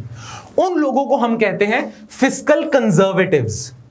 वो इकोनॉमिस्ट जो कहते हैं चाहे रिसेशन आए चाहे बूम आए, गवर्नमेंट अपना फिस्कल डेफिसिट कम से कम रखे, क्योंकि मैक्रो इकोनॉमिक स्टेबिलिटी होती है। उन लोगों को हम फिस्कल कंजर्वेटिव्स कहते हैं, और ये वो लोग होते हैं जो फिस्कल कंसोलिडेशन पे ज्यादा जोर देते हैं। ये कहते हैं बूम के टाइम पे तो कंसोलिडेशन होनी चाहिए, रिसेशन के टाइम पे भी एक्स्ट्रा एक्सपेंशन नहीं होनी चाहिए, लिमिट में होनी चाहिए, राइट? अब ये लोग क्या एडवांटेजेस देते हैं फिस्कल कंसोलिडेशन के? ये कहते हैं कि गवर्नमेंट पे जब डेट कम होएगा तो गवर्नमेंट स्टेबल ज्यादा होएगी, मैक्रो इकोनॉमिक स्टेबिलिटी आती है फिस्कल कंसोलिडेशन से, ठीक है? प्लस अगर आपकी इकोनॉमी में ऑलरेडी बहुत ज्यादा इन्फ्लेशन चल रही है, तो इन्फ्लेशन को कम करने का तरीका क्या है? इन्फ्लेशन क्यों ज्यादा है? डिमांड है ना, लोगों के पास ज्यादा, एग्रीगेट डिमांड ज्यादा है, तो लोगों से पैसा ले लो टैक्सेस के थ्रू और उन पे खर्चा करना कम कर दो, है ना? तो जब आप फिस्कल कंसोलिडेशन कम करते हो तो एग्रीगेट डिमांड कम करते हो, इन्फ्लेशन भी कम होती है। सिर्फ आरबीआई नहीं कंट्रोल कर सकता इन्फ्लेशन, गवर्नमेंट भी फिस्कल कंसोलिडेशन के थ्रू इन्फ्लेशन कंट्रोल कर सकती है, ठीक है? प्लस जब आप फिस्कल कंसोलिडेशन करते हो ना, तो आप क्राउडिंग आउट इफेक्ट को भी बचा लेते हो। तो फिस्कल कंजर्वेटिव्स के क्या आर्ग्यूमेंट्स हैं कि fiscal consolidation provides macro economic stability, it reduces inflation and it disincentivizes crowding out effect, ठीक है? ये इनका आर्ग्यूमेंट है। और वो लोग जो कीन्सियन इकोनॉमिस्ट हैं या जो फिस्कल एक्सपेंशनिस्ट हैं, वो कहते हैं कि नहीं, फिस्कल एक्सपेंशन के ये फायदे हैं। क्लियर? तो दो हमेशा ये डिबेट ना ऑन एंड ऑन चलती रहती है। हमेशा जब भी इकोनॉमी में क्राइसिस आएगा ना, एक आपके फिस्कल एक्सपेंशनिस्ट होंगे, वो कहेंगे ऐसा करना चाहिए, फिस्कल कंजर्वेटिव्स कहेंगे कि आरबीआई हैंडल करे इस चीज को, गवर्नमेंट अपना फिस्कल डेफिसिट ना बढ़ाए, ठीक है? और इन दोनों के बीच में हमेशा डिबेट होता रहता है। कभी भी आप न्यूज़पेपर उठा लो ना, इकोनॉमिक क्राइसिस के दौरान दो टाइप के आर्टिकल्स मिलेंगे, एक जो कहते हैं कि फिस्कल एक्सपेंशन ज्यादा करो, एक कहते हैं फिस्कल एक्सपेंशन ज्यादा ना करो और तरीकों से क्राइसिस को अवॉइड करो, फिस्कल कंसोलिडेशन इज बेटर। हमेशा ये डिबेट चलता रहता है। इनके पास अपने आर्ग्यूमेंट्स हैं, अपने प्रूफ हैं, इनके पास अपने आर्ग्यूमेंट्स हैं, अपने प्रूफ हैं, ठीक है? अब ये दोनों आर्ग्यूमेंट सही भी हैं, ठीक है? तो गवर्नमेंट को क्या करना चाहिए generally? What should be done when the economy is doing well? Government should follow strict fiscal consolidation. जब इकोनॉमी ठीक चल रही है ना, अच्छे से फिस्कल कंसोलिडेशन करो। उसका फायदा क्या है कि एक, जब रिसेशन आएगा तब आपके पास ज्यादा पैसा बचेगा, आप पे ऑलरेडी इतना डेट बलून नहीं होगा, इतना ज्यादा नहीं होगा, तो आप कर सकते हो फिस्कल एक्सपेंशन, ठीक है? तो और इन्फ्लेशन भी कंट्रोल होगी। तो जब बूम चल रहा है तो फिस्कल कंसोलिडेशन अच्छे से करो। When economy is in a slowdown phase, government should follow fiscal expansion, ठीक है? This is what Keynes meant by counter-cyclical measures. So our long-term goal, अब ये आपने अपने आंसर्स में भी लिख सकते हो, कंक्लूजन में जनरली ये कंक्लूजन है एक तरह से कि क्या फॉलो करना चाहिए। वैसे तो हमने ये कर लिया कि बूम के दौरान फिस्कल कंसोलिडेशन होनी चाहिए और रिसेशन के दौरान फिस्कल एक्सपेंशन होनी चाहिए, बट गवर्नमेंट का लॉन्ग टर्म गोल क्या होना चाहिए? कि चलो ये तो हमें समझ आ गया बूम रिसेशन का, बट ओवरऑल लॉन्ग टर्म गोल क्या होना चाहिए? तो ओवरऑल लॉन्ग टर्म गोल होना चाहिए, so our long term goal should be fiscal consolidation. हमेशा गवर्नमेंट को फिस्कल कंसोलिडेशन की तरफ ही ध्यान देना चाहिए। हां, कभी स्लो डाउन आ जाए तो उसके लिए एक्सपेंशन कर दो हल्की सी, पर लॉन्ग टर्म गोल कंसोलिडेशन का होना चाहिए, क्योंकि ये स्टेबिलिटी ज्यादा प्रोवाइड करती है। So our long term goal should be fiscal consolidation with fiscal expansion in between when economy is in stress. Fiscal consolidation also provides the fiscal space. हाँ, ये टेक्निकल वर्ड है। मैंने बोला था ना कि अगर बूम के टाइम पे गवर्नमेंट ने अपना डेट कम नहीं करा तो रिसेशन के टाइम पे कैसे बढ़ाएगी, राइट? गवर्नमेंट ने अगर बूम के टाइम पे अपना पैसा नहीं बचाया तो जब रिसेशन के टाइम पे उसे खर्चा करना है, वो कहां से लाएगी पैसा? Make sense? तो अगर बूम के टाइम पे गवर्नमेंट फिस्कल कंसोलिडेशन अच्छे से करती है तो उसके पास फिस्कल स्पेस आ जाता है, जिस स्पेस को वो यूटिलाइज करके रिसेशन के टाइम पे एक्सपेंशन कर सकती है। तो fiscal consolidation also provides fiscal space to follow expansionary fiscal policy during economic stress. और इसी चीज को करने के लिए ना गवर्नमेंट ने एक एक्ट निकाला था। ये जो पॉलिसी है ना, ये गवर्नमेंट की अब पॉलिसी है कि long term goal fiscal consolidation, बीच बीच में स्ट्रेस आया तो फिस्कल एक्सपेंशन। ये गवर्नमेंट की अब पॉलिसी है और ये पॉलिसी मेंशन्ड है, एक एक्ट है गवर्नमेंट का, FRBM act, fiscal responsibility and budgetary management act. उसमें भी गवर्नमेंट यही एडवोकेट करती है और गवर्नमेंट पे यही एक्ट लागू होता है कि लॉन्ग टर्म गोल रहे फिस्कल कंसोलिडेशन का, बीच बीच में जब जरूरत हो, जैसे अभी ये क्राइसिस आ गया ना इकोनॉमिक, तब फिस्कल एक्सपेंशन कर ले। पर क्राइसिस के दौरान फिस्कल एक्सपेंशन तभी करोगे अगर आपने बूम के टाइम पे अच्छी खासी बचत करी हुई थी।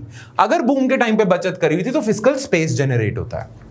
Alright, make sense? ठीक है, तो ये अब आपको पूरा समझ आ गई चीज फिस्कल पॉलिसी से रिलेटेड, कि फिस्कल पॉलिसी के मेजर पर्पसेस क्या है, इससे क्या होता है, क्या नहीं होता है, क्या कॉन्सिक्वेंसेस हैं. Now you know all. अब हम गवर्नमेंट बजटिंग स्टार्ट करेंगे कि ये जो फिस्कल पॉलिसी है इसकी डिटेल्स क्या है, मतलब ये जो गवर्नमेंट के एक्सपेंडिचर है, रिसीट्स हैं, तो रिसीट्स में क्या क्या आता है, गवर्नमेंट के एक्सपेंडिचर्स में क्या क्या आता है, वो डिटेल में देखेंगे. ओके, चलो अब हम स्टार्ट करते हैं गवर्नमेंट बजटिंग पे. गवर्नमेंट के फिस्कल पॉलिसी का जो सबसे इंपॉर्टेंट कॉन्स्टिट्यूएंट होता है वो होता है गवर्नमेंट की तरफ से पेश किया हुआ बजट. और जैसा कि आप जानते हो, पॉलिटी में नहीं तो आप पढ़ लोगे कि बजट जनरली प्रेजेंट होता है, टेबल होता है पार्लियामेंट में during the budget session. Now budget जो है ना वो गवर्नमेंट अपनी तरफ से पेश नहीं करती, अपनी तरफ से प्रेजेंट नहीं करती गवर्नमेंट बजट. गवर्नमेंट को हमारे कॉन्स्टिट्यूशन में बोला हुआ है स्पेसिफिकली कि हर साल गवर्नमेंट को बजट पेश करना या प्रेजेंट करना मैंडेटरी है. It is a constitutionally mandated duty of the government to present budget in the parliament. ठीक है, तो गवर्नमेंट अपने हिसाब से, अपने लेजर पे, अपने उस पे नहीं करती बजट. कॉन्स्टिट्यूशन में लिखा हुआ है कि गवर्नमेंट को बजट पेश करना है. और कॉन्स्टिट्यूशन के कौन से आर्टिकल में लिखा हुआ है?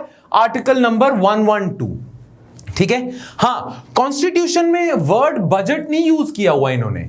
कॉन्स्टिट्यूशन में जो वर्ड यूज किया गया है ना बजट के लिए, वो है एनुअल फाइनेंशियल स्टेटमेंट.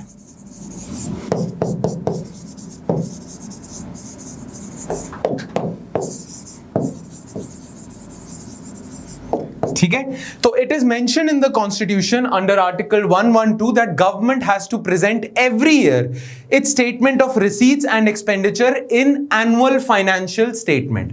तो हर साल गवर्नमेंट को एनुअल फाइनेंशियल स्टेटमेंट में अपने रिसीट्स बतानी है कि उनकी कितनी रिसीट्स हैं और कितना एक्सपेंडिचर है. ठीक है, प्लस इसी आर्टिकल में, कॉन्स्टिट्यूशन के इसी आर्टिकल में लिखा हुआ है कि गवर्नमेंट का जो पूरा बजट होगा ना उसे गवर्नमेंट को दो पार्ट्स में डिवाइड करना पड़ेगा. ठीक है, एक होगा आपका रेवेन्यू अकाउंट और दूसरा होगा आपका कैपिटल अकाउंट. ठीक है, so that is why whenever government presents it's budget in the parliament, it actually divides the budget into two parts, into two accounts, revenue account, capital account.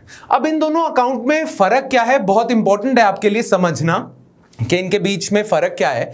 Revenue account और capital account के बीच में फर्क है क्योंकि UPSC prelims में पूछ सकता है क्वेश्चन. ठीक है, पर हम देख लेते हैं कि रेवेन्यू अकाउंट, पहले मैं आपको रेवेन्यू अकाउंट पूरा बता दूंगा, फिर उसके बाद जब हम कैपिटल अकाउंट की तरफ आएंगे ना तो यू विल ऑटोमेटिकली अंडरस्टैंड कि इन दोनों में फर्क क्या है, किस बेसिस पे एक पर्टिकुलर रिसीट या एक्सपेंडिचर को गवर्नमेंट रेवेन्यू अकाउंट में डालती है और एक पर्टिकुलर रिसीट और एक्सपेंडिचर को गवर्नमेंट कैपिटल अकाउंट में डालती है. ठीक है, नाउ दोनों अकाउंट्स को आप और फर्दर दो पार्ट्स में डिवाइड कर लेते हो, रिसीट्स, एक्सपेंडिचर. तो रेवेन्यू अकाउंट होता है, बजट आता है, बजट में एक पहले होता है रेवेन्यू अकाउंट. रेवेन्यू अकाउंट में गवर्नमेंट के पास पैसा कहां से आ रहा है और गवर्नमेंट के एक्सपेंडिचर कहां हो रहे हैं. तो इन्हें कहेंगे हम रेवेन्यू रिसीट्स, इन्हें कहेंगे हम रेवेन्यू एक्सपेंडिचर. सिमिलरली जब कैपिटल अकाउंट की बारी आती है तो कैपिटल अकाउंट में गवर्नमेंट के पास पैसा आ रहा है तो कैपिटल रिसीट्स, और गवर्नमेंट का जो कैपिटल अकाउंट में खर्चा हो रहा है उसे कैपिटल एक्सपेंडिचर कहते हैं. ठीक है, सो अगेन ये फ्लो चार्ट होगा बजट का. पहले दो पार्ट्स में revenue account, capital account, revenue में रिसीट्स और एक्सपेंडिचर, कैपिटल में रिसीट्स और एक्सपेंडिचर. ठीक है, सबसे पहले तो हम देखते हैं रेवेन्यू अकाउंट को. देखो, रेवेन्यू अकाउंट वो अकाउंट होता है जिसमें गवर्नमेंट के नॉन रिडीमेबल खर्चे या रिसीट्स होते हैं. ये भी आपको वर्ड अभी समझ आ जाएगा, non redeemable, don't worry about it. जब हम कैपिटल अकाउंट को देखेंगे तो यू विल अंडरस्टैंड कि कौन से खर्चे को हम किस अकाउंट में डालते हैं. खैर, रेवेन्यू अकाउंट में गवर्नमेंट के पास आ रहा है पैसा, रिसीट्स आ रही हैं और कुछ गवर्नमेंट को खर्चा करना पड़ रहा है. अब रिसीट्स की तरफ आ जाते हैं कि गवर्नमेंट के पास पैसा कहां से आ रहा है. तो रेवेन्यू रिसीट्स जो होती है ना गवर्नमेंट की, उसे भी हम दो पार्ट्स में डिवाइड कर लेते हैं. एक तो गवर्नमेंट के पास आ रहा है पैसा फ्रॉम टैक्स सोर्सेस, टैक्सेशन के थ्रू जो पैसा आ रहा है गवर्नमेंट पे वो रेवेन्यू रिसीट्स में आएगा. और रेवेन्यू रिसीट्स में ही गवर्नमेंट के पास नॉन टैक्स सोर्सेस से भी पैसा आ रहा होता है जिसे हम कहते हैं non tax revenue of government. ठीक है, तो गवर्नमेंट के रेवेन्यू अकाउंट में जो रिसीट्स हैं उन्हें हम डिवाइड कर देंगे tax receipts, non tax receipts. ठीक है, तो एक बार ही देख लेते हैं टैक्स रिसीट्स में क्या आएगा, नॉन टैक्स रिसीट्स में क्या आएगा. सबसे पहले देखते हैं हम रेवेन्यू अकाउंट को. ठीक है, रेवेन्यू अकाउंट में भी सबसे पहले देखेंगे हम रिसीट्स को. रिसीट्स का भी सबसे पहला कॉन्स्टिट्यूएंट है टैक्स रेवेन्यू. ठीक है, नाउ टैक्सेस को भी आप दो पार्ट्स में डिवाइड कर लेते हो. एक होते हैं आपके डायरेक्ट टैक्सेस और एक होते हैं indirect taxes. Now direct tax और इनडायरेक्ट टैक्स में फर्क क्या है? डायरेक्ट टैक्स वो टैक्स होता है जिसमें point of incidence and burden of tax एक ही इंसान पे लगता है, वेयर एज इनडायरेक्ट टैक्स क्या होता है जिसमें पॉइंट ऑफ इंसिडेंस और बर्डन अलग अलग लोगों पे है। जैसे मैं एग्जांपल बता देता हूं। फॉर एग्जांपल गवर्नमेंट आप पे इनकम टैक्स कुछ लगाती है। अब इनकम टैक्स गवर्नमेंट आप पे लगा रही है और आप ही पे कर रहे हो इनकम टैक्स, ठीक है, तो ये हो जाएगा डायरेक्ट टैक्स। इनडायरेक्ट टैक्स की अगर हम बात करें तो सबसे बड़ा एग्जांपल आता है जीएसटी। जीएसटी इनडायरेक्ट क्यों है? जीएसटी गवर्नमेंट आप पे नहीं लगाती, कंज्यूमर्स पे नहीं लगाती, प्रोड्यूसर्स पे लगाती है। जो भी सामान बेच रहे हैं ना लोग, उन्हें जीएसटी पे करना पड़ता है, पर जीएसटी का बर्डन तो हम पे पड़ता है ना। मान लो आप मार्केट से ये पेन खरीदने जाते हो और ये पेन है 10 रुपीज का, ठीक है, इस पे 1 रुपी का जीएसटी लग जाता है, ठीक है, तो आपको इवेंचुअली इस पेन का प्राइस कितना देना पड़ेगा? 11 रुपीज, ठीक है। बट सरकार आपसे ये जीएसटी कलेक्ट नहीं करेगी, सरकार शॉपकीपर से कलेक्ट करेगी, ठीक है। तो सरकार कलेक्ट शॉपकीपर से कर रही है, पर बर्डन इसका आप पे पड़ रहा है। दो जगहों पे हो रहा है ना, पॉइंट ऑफ इंसिडेंस शॉपकीपर पे है पर बर्डन आप पे है, ठीक है। इनडायरेक्ट तरीके से सरकार आपसे टैक्स वसूल कर रही है, right. That is why it is called indirect tax. लग किसी और पे रहा है पर वसूल किसी और से किया जा रहा है, right. So point of incidence and burden of taxation is on 2 different sources या 2 डिफरेंट पॉइंट्स, ठीक है, इसीलिए इसे इनडायरेक्ट टैक्स कहते हैं। नाउ डायरेक्ट टैक्स क्या होगा? Liability to pay and burden of tax falls on the same person. Direct tax के एग्जांपल क्या होंगे? Income tax, corporate tax, wealth tax, capital gain tax वगैरह वगैरह। कैपिटल गेन टैक्स पता क्या होता है? जैसे फॉर एग्जांपल आपने एक प्रॉपर्टी खरीदी 1 करोड़ की, उसके बाद 5 साल बाद आपने वो प्रॉपर्टी 5 करोड़ की बेच दी, तो आपको फायदा कितने का हुआ? 4 करोड़ का, राइट। तो 4 करोड़ का जो आपका फायदा होगा ना, उसे हम कहेंगे आपको 4 करोड़ का कैपिटल गेन हो रहा है। तो उस कैपिटल गेन पे जो 4 करोड़ का आपको फायदा हुआ है, गवर्नमेंट आपसे कुछ टैक्स वसूल करती है, उसे हम कैपिटल गेन टैक्स कहते हैं। क्लियर? तो किसी भी एसेट को आप सस्ते में खरीदते हो, महंगे पे में बेचते हो, तो उस पे कैपिटल गेन देना होता है आपको, ठीक है। तो ये हो गया आपका direct tax. Indirect tax, again definition, liability to pay and burden of tax falls on different person. Example क्या होंगे? जीएसटी सबसे बड़ा एग्जांपल है। फिर एक्साइज ड्यूटी जो आपको अल्कोहल पे देनी पड़ती है, पेट्रोलियम पे देनी पड़ती है। कस्टम्स ड्यूटी जो इंपोर्ट एक्सपोर्ट ऑफ गुड्स पे देना पड़ता है जनरली, ठीक है। और बहुत सारे एग्जाम्पल्स थे वैसे इनडायरेक्ट टैक्स के, बट वो सारे अब सबस्यूम हो चुके हैं जीएसटी में। जब हम जीएसटी करेंगे ना अलग से टैक्सेशन में, तब आपको समझ आएगा कि बहुत सारे इनडायरेक्ट टैक्सेस एग्जिस्ट करते थे, सारे जीएसटी के अंडर डाल दिए। क्लियर? तो गवर्नमेंट के पास जो रेवेन्यू अकाउंट में रिसीट्स आती हैं, वो एक आपकी होती है टैक्स रेवेन्यू, दूसरा non tax revenue. Tax revenue में एक तो डायरेक्ट टैक्स से पैसा आता है, नॉन और इनडायरेक्ट टैक्स से पैसा आता है। अच्छा, गवर्नमेंट के पास और बहुत सारे सोर्सेज से पैसा आता है जिन्हें हम नॉन टैक्स रेवेन्यू कहते हैं। अब नॉन टैक्स रेवेन्यू क्या होगा? मान लो सेंट्रल गवर्नमेंट ने किसी स्टेट गवर्नमेंट को लोन दिया हुआ है। दिल्ली ने मोदी सरकार ने पंजाब गवर्नमेंट को मान लो लोन दिया हुआ है। अब Punjab government has to pay annual interest payments to central government. हर साल कुछ इंटरेस्ट सेंट्रल गवर्नमेंट को आ रहा होगा। अब वो जो इंटरेस्ट आ रहा है वो भी तो सेंट्रल गवर्नमेंट की रिसीट हो जाएगी, पर वो नॉन टैक्स रिसीट होगी क्योंकि टैक्स थोड़ी लगा है, इंटरेस्ट आ रहा है। तो interest payments, interest receipts would form a part of non tax revenue, ठीक है। सिमिलरली डिविडेंड, डिविडेंड क्या होता है? सेंट्रल गवर्नमेंट की बहुत सारी कंपनीज हैं जिन्हें हम पीएसयूज कहते हैं, पब्लिक सेक्टर यूनिट्स। जैसे ओएनजीसी गवर्नमेंट की कंपनी है, एचएमटी गवर्नमेंट की कंपनी थी, राइट। नाउ इन पे गवर्नमेंट को जो प्रॉफिट्स वगैरह होते हैं उन्हें हम डिविडेंड्स कह देंगे। पर शेयर पे जो प्रॉफिट होता है उसे हम डिविडेंड कह देते हैं। तो गवर्नमेंट का वो जो डिविडेंड आ रहा है वो भी गवर्नमेंट का नॉन टैक्स रेवेन्यू होगा, प्रॉफिट्स होगी।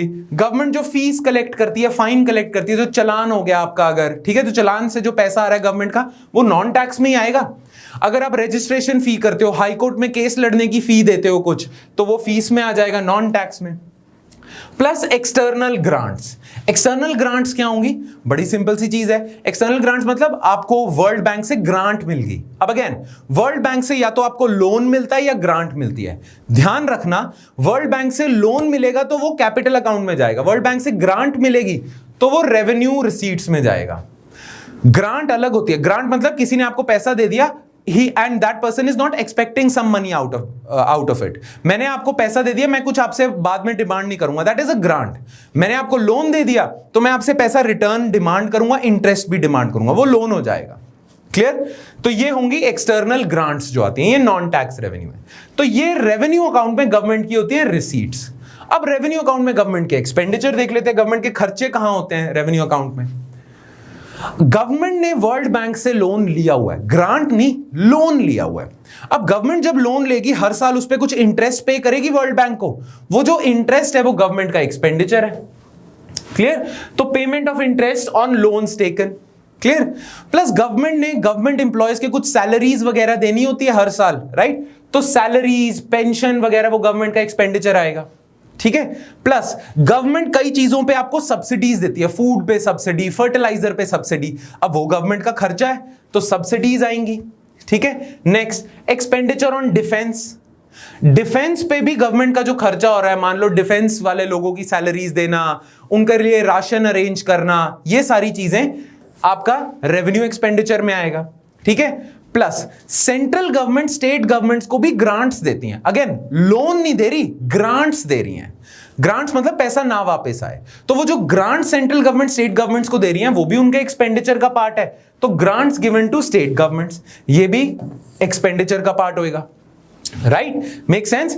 तो ये हो गया आपका एक्सपेंडिचर के कुछ एग्जांपल, आगे एक्सेट्रा तो लगता ही है। क्लियर?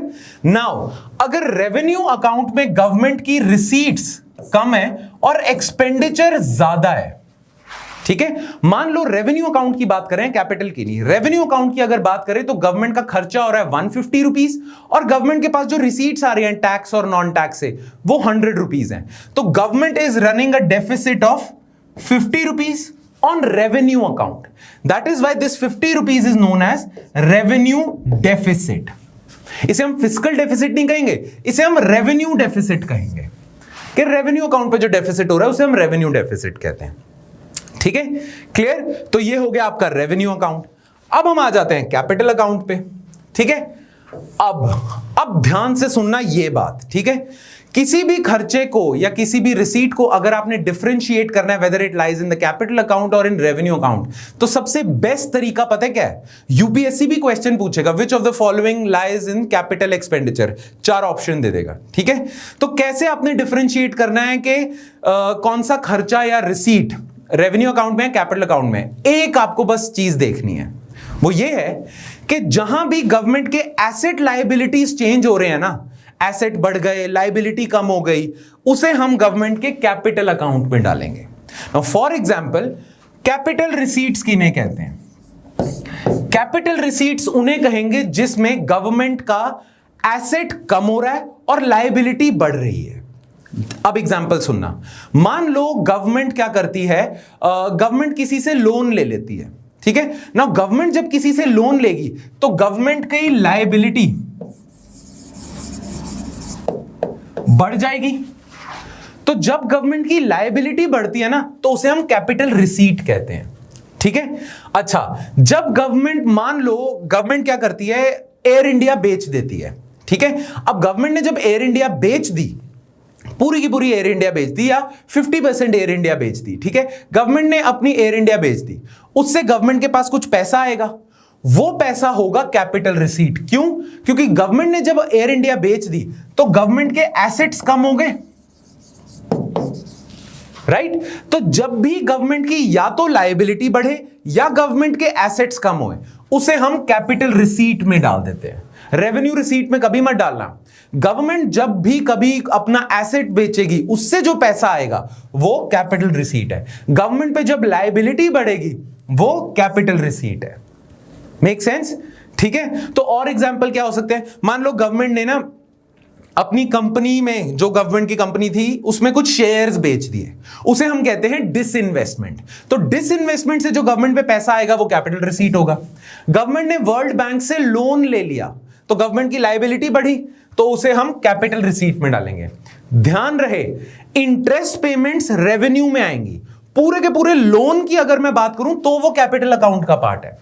तो रेवेन्यू रिसीट्स में होगा इंटरेस्ट जो आ रहा है, या रेवेन्यू एक्सपेंडिचर में होगा इंटरेस्ट जो जा रहा है। पर अगर लोन की मूवमेंट हो रही है, लोन आ रहा है जा रहा है, तो वो कैपिटल अकाउंट में होगा। Make sense?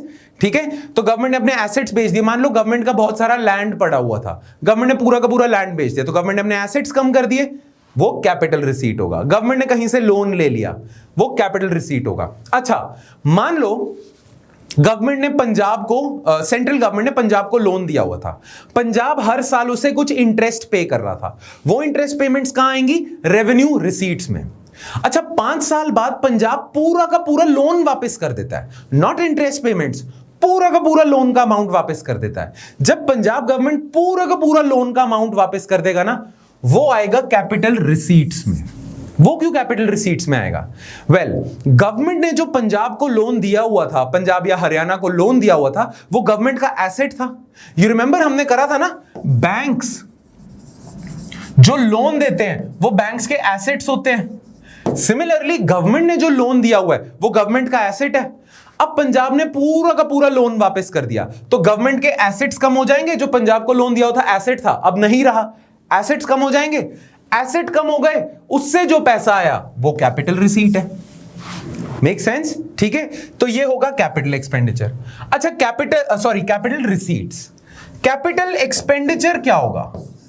बिल्कुल इसके उल्टा, बिल्कुल इसके उल्टा। जब गवर्नमेंट की लायबिलिटी कम होती है या गवर्नमेंट के एसेट्स बढ़ते हैं, उसे हम कहते हैं कैपिटल एक्सपेंडिचर। अब सबसे बड़ा एग्जांपल, गवर्नमेंट एक रोड कंस्ट्रक्ट करती है, एक दिल्ली मुंबई हाईवे कंस्ट्रक्ट करती है। अब वो जो हाईवे गवर्नमेंट ने कंस्ट्रक्ट करा है वो गवर्नमेंट का एसेट हो गया, तो गवर्नमेंट के एसेट बढ़ गए, पर इस एसेट को बढ़ाने के लिए गवर्नमेंट ने खर्चा करा है, वो कैपिटल एक्सपेंडिचर में आएगा। तो जो पब्लिक इन्वेस्टमेंट होती है ना, रिमेंबर इन्वेस्टमेंट, पब्लिक इन्वेस्टमेंट, वो कैपिटल एक्सपेंडिचर में होती है। क्लियर? अब मान लो गवर्नमेंट ने क्या करा हुआ है, गवर्नमेंट ने लोन लिया हुआ है वर्ल्ड बैंक से, ठीक है, उस पे इंटरेस्ट पेमेंट्स दी जा रही है गवर्नमेंट, वो तो रेवेन्यू एक्सपेंडिचर है। एक टाइम आता है गवर्नमेंट पूरा का पूरा वर्ल्ड बैंक या आईएमएफ का लोन वापस कर देती है। उस पॉइंट पे गवर्नमेंट ने अपने ऊपर से लायबिलिटी कम कर दी, जो लोन की लायबिलिटी हुई थी। अब वो लोन की लायबिलिटी कम करने के लिए गवर्नमेंट को कुछ खर्चा करना पड़ा, that will be part of capital expenditure. तो हमेशा याद रखना, अगर कोई भी एग्जांपल आता है रिसीट का या एक्सपेंडिचर का, आपको पता है कि देखना है कि क्या इस रिसीट या एक्सपेंडिचर से एसेट्स या लायबिलिटीज में फेरबदल हो रहा है, चेंजेस हो रहे हैं। अगर एसेट लायबिलिटी में चेंजेस नहीं हो रहे तो वो पार्ट होगा आपके रेवेन्यू अकाउंट का, बट जहां पे एसेट लायबिलिटी ऊपर नीचे होती है वो पार्ट होगा कैपिटल अकाउंट का। अगेन, कैपिटल रिसीट में क्या आएगा? या तो लायबिलिटी बढ़ रही है या एसेट्स कम हो रहे हैं। और कैपिटल एक्सपेंडिचर में क्या आएगा? या लायबिलिटी कम हो रही है या एसेट्स बढ़ रहे हैं। ठीक है, मान लो गवर्नमेंट क्या सोचती है, हाँ चलो एक बेस्ट एग्जांपल है, गवर्नमेंट ने जब बैंक नेशनलाइजेशन करी थी तो गवर्नमेंट ने प्राइवेट लोगों से बैंक्स खरीद लिए थे, राइट? जब गवर्नमेंट ने प्राइवेट लोगों से बैंक्स खरीद लिए थे, गवर्नमेंट का कुछ खर्चा हुआ होगा। अब उस खर्चे को मैं कहां डालूं, रेवेन्यू अकाउंट में या कैपिटल अकाउंट में? ऑब्वियसली कैपिटल अकाउंट में। व्हाई? क्योंकि गवर्नमेंट ने जब बैंक्स अक्वायर कर लिए उसके लिए जो खर्चा करा है वो कैपिटल एक्सपेंडिचर का पार्ट होगा। क्यों? क्योंकि जैसे ही गवर्नमेंट के कंट्रोल में वो बैंक्स आए, गवर्नमेंट के एसेट्स बढ़ गए। वो बैंक्स गवर्नमेंट के एसेट्स हैं, तो गवर्नमेंट को जो अपने एसेट्स बढ़ाने के लिए खर्चा करना पड़ा वो कैपिटल एक्सपेंडिचर का पार्ट होगा। Make sense? अच्छा, एक और चीज, और वो ध्यान से सुनना, जो गवर्नमेंट का ना डिफेंस एक्सपेंडिचर नहीं होता, अभी हमने थोड़ी देर पहले करा है कि गवर्नमेंट का डिफेंस एक्सपेंडिचर हमने रेवेन्यू एक्सपेंडिचर में करा है। एक्चुअली जो गवर्नमेंट का डिफेंस एक्सपेंडिचर होता है ना, उसे भी आप 2 पार्ट्स में डिवाइड कर लेते हो, रेवेन्यू और कैपिटल। जब गवर्नमेंट सैलरीज दे रही है डिफेंस ऑफिसर्स की या जवानों की या डिफेंस पर्सनल की सैलरीज दे रही है, उनके राशन पानी पे खर्चा कर रही है, उनको सब्सिडीज दे रही है, वो तो डिफेंस एक्सपेंडिचर होगा रेवेन्यू का। बट जब गवर्नमेंट नए टैंक्स खरीदती है, गवर्नमेंट नई एयरप्लेन्स खरीदती है, गवर्नमेंट नई गन्स खरीदती है, तो उस टाइम पे गवर्नमेंट अपने एसेट्स बढ़ा रही है ना। नया टैंक आएगा तो गवर्नमेंट का एसेट बढ़ेगा, नया फाइटर जेट आएगा, रफाल जेट आएगा, गवर्नमेंट का एसेट बढ़ेगा। तो जब गवर्नमेंट एसेट्स प्रोक्योर करती है ना डिफेंस के लिए, तो वो आता है आपका कैपिटल अकाउंट में, और कैपिटल एक्सपेंडिचर कहते हैं। तो जो डिफेंस एक्सपेंडिचर होता है ना, वो दोनों में लाई करेगा, रेवेन्यू में भी कैपिटल में भी। रेवेन्यू में वो पोर्शन जिसमें एसेट लायबिलिटी चेंज नहीं हो रही, कैपिटल में वो पोर्शन डिफेंस बजट का वो होगा जिसमें एसेट्स बढ़ रहे हैं या कम हो रहे हैं वगैरह वगैरह। ठीक है, मान लो कल को गवर्नमेंट के पास ना एक एयरक्राफ्ट कैरियर था INS विक्रांत, गवर्नमेंट उस आईएनएस विक्रांत को वियतनाम को बेच देती है। वियतनाम को गवर्नमेंट ने बेच दिया जो आईएनएस विक्रांत, वियतनाम ने कुछ पैसे दिए। अब वो जो पैसे गवर्नमेंट के पास आए वो किस में आएंगे, रेवेन्यू अकाउंट या कैपिटल? अगेन कैपिटल, और कैपिटल के भी कौन से, कैपिटल रिसीट्स, क्योंकि गवर्नमेंट ने जो विक्रांत आईएनएस बेचा उससे गवर्नमेंट का एसेट कम हो गया। एसेट कम या लायबिलिटी जहां बढ़ती है वो कैपिटल रिसीट्स का पार्ट होता है। Make sense? तो जहां एसेट लायबिलिटी का फेरबदल है, ऑलवेज रिमेंबर वो कैपिटल अकाउंट। ठीक है, इस पे क्वेश्चंस भी आपको एमसीक्यूज वाला जो टेस्ट मिलेगा आपको, उसमें भी आई विल मेक श्योर कि आपको ये क्वेश्चंस आए रेवेन्यू और कैपिटल अकाउंट के बीच में डिफरेंस के, प्लस यूपीएससी में भी आ सकते हैं। ठीक है, तो ध्यान रखना इस चीज का। अब ये जो मैंने आपको बात एक्सप्लेन करी उसे रीड भी कर लेते हैं। कैपिटल अकाउंट, रिसीट्स देखते हैं कैपिटल अकाउंट की। These are receipts which either create liability or reduce assets. Example, loans raised by government through sale of bonds. Government securities के थ्रू पैसा बोरो करती है, वो receipts में होएगा। आरबीआई से जो गवर्नमेंट पैसा बोरो करती है वो कैपिटल रिसीट्स में होगा। Loans received from foreign countries and international institutions जैसे कि वर्ल्ड बैंक, आईएमएफ, वो इसका पार्ट होगा कैपिटल रिसीट्स का। Receipts from small saving schemes, अब जब गवर्नमेंट आपको प्रोविडेंट फंड की फैसिलिटी देती है तो आप गवर्नमेंट को पैसा दे रहे हो, प्रोविडेंट फंड में डाल रहे हो, और इवेंचुअली गवर्नमेंट ने वो पैसा आपको वापस करना है। एक तरह से आपने जो प्रोविडेंट फंड में पैसा डाला है, गवर्नमेंट ने वो बोरो करा आपसे। तो प्रोविडेंट फंड में जो पैसा आया है, नेशनल सेविंग स्कीम्स में जो पैसा आया है, ठीक है, पेंशन फंड में जो पैसा आया है, वो गवर्नमेंट की कैपिटल रिसीट्स का पार्ट होगा, क्योंकि उससे गवर्नमेंट की लायबिलिटी बढ़ रही है। Recovery of loans given by central government, पूरा का पूरा लोन वापस आ गया। जब पूरा का पूरा लोन वापस आ जाएगा तो एसेट्स कम होंगे, वो जो पैसा वापस आया वो रिसीट है। कौन सी receipt? Capital receipt. Clear? And disinvestment, disinvestment क्या है? गवर्नमेंट की जो कंपनीज हैं उन कंपनीज में गवर्नमेंट अपने कुछ शेयर्स बेच देती है। पहले गवर्नमेंट की 100% ओनरशिप थी एसबीआई में, अब 80% होगी। 20% गवर्नमेंट ने शेयर बेच दिए स्टेट बैंक ऑफ इंडिया के, तो वो 20% बेच के जो पैसा आया वो कैपिटल रिसीट है। व्हाई? क्योंकि गवर्नमेंट के 20% एसेट्स कम हो गए। Make sense? So disinvestment also lies in receipts. Capital expenditure भी देख लेते हैं। Any expenditure incurred by the government which either creates asset or reduces liabilities, ठीक है? जैसे loans given by central government. Central government, मान लो गवर्नमेंट ऑफ इंडिया पंजाब को loan देती है, तो अब वो जो पंजाब गवर्नमेंट को गवर्नमेंट ने लोन दिया है, पैसा खर्च करा है गवर्नमेंट ऑफ इंडिया ने, बट वो जो पैसा खर्च करा है वो गवर्नमेंट का एसेट बन गया। यू रिमेंबर, लोन्स एसेट होते हैं। तो पंजाब गवर्नमेंट को जो सेंट्रल गवर्नमेंट ने लोन दिया, वो लोन देने से गवर्नमेंट का एसेट बन गया, तो उसे आप कैपिटल एक्सपेंडिचर में डालोगे। ठीक है? Entire loan amount paid back by the central government, government of India ने वर्ल्ड बैंक को पूरा का पूरा लोन वापस कर दिया, कैपिटल एक्सपेंडिचर, उससे आपने लायबिलिटी कम कर दी।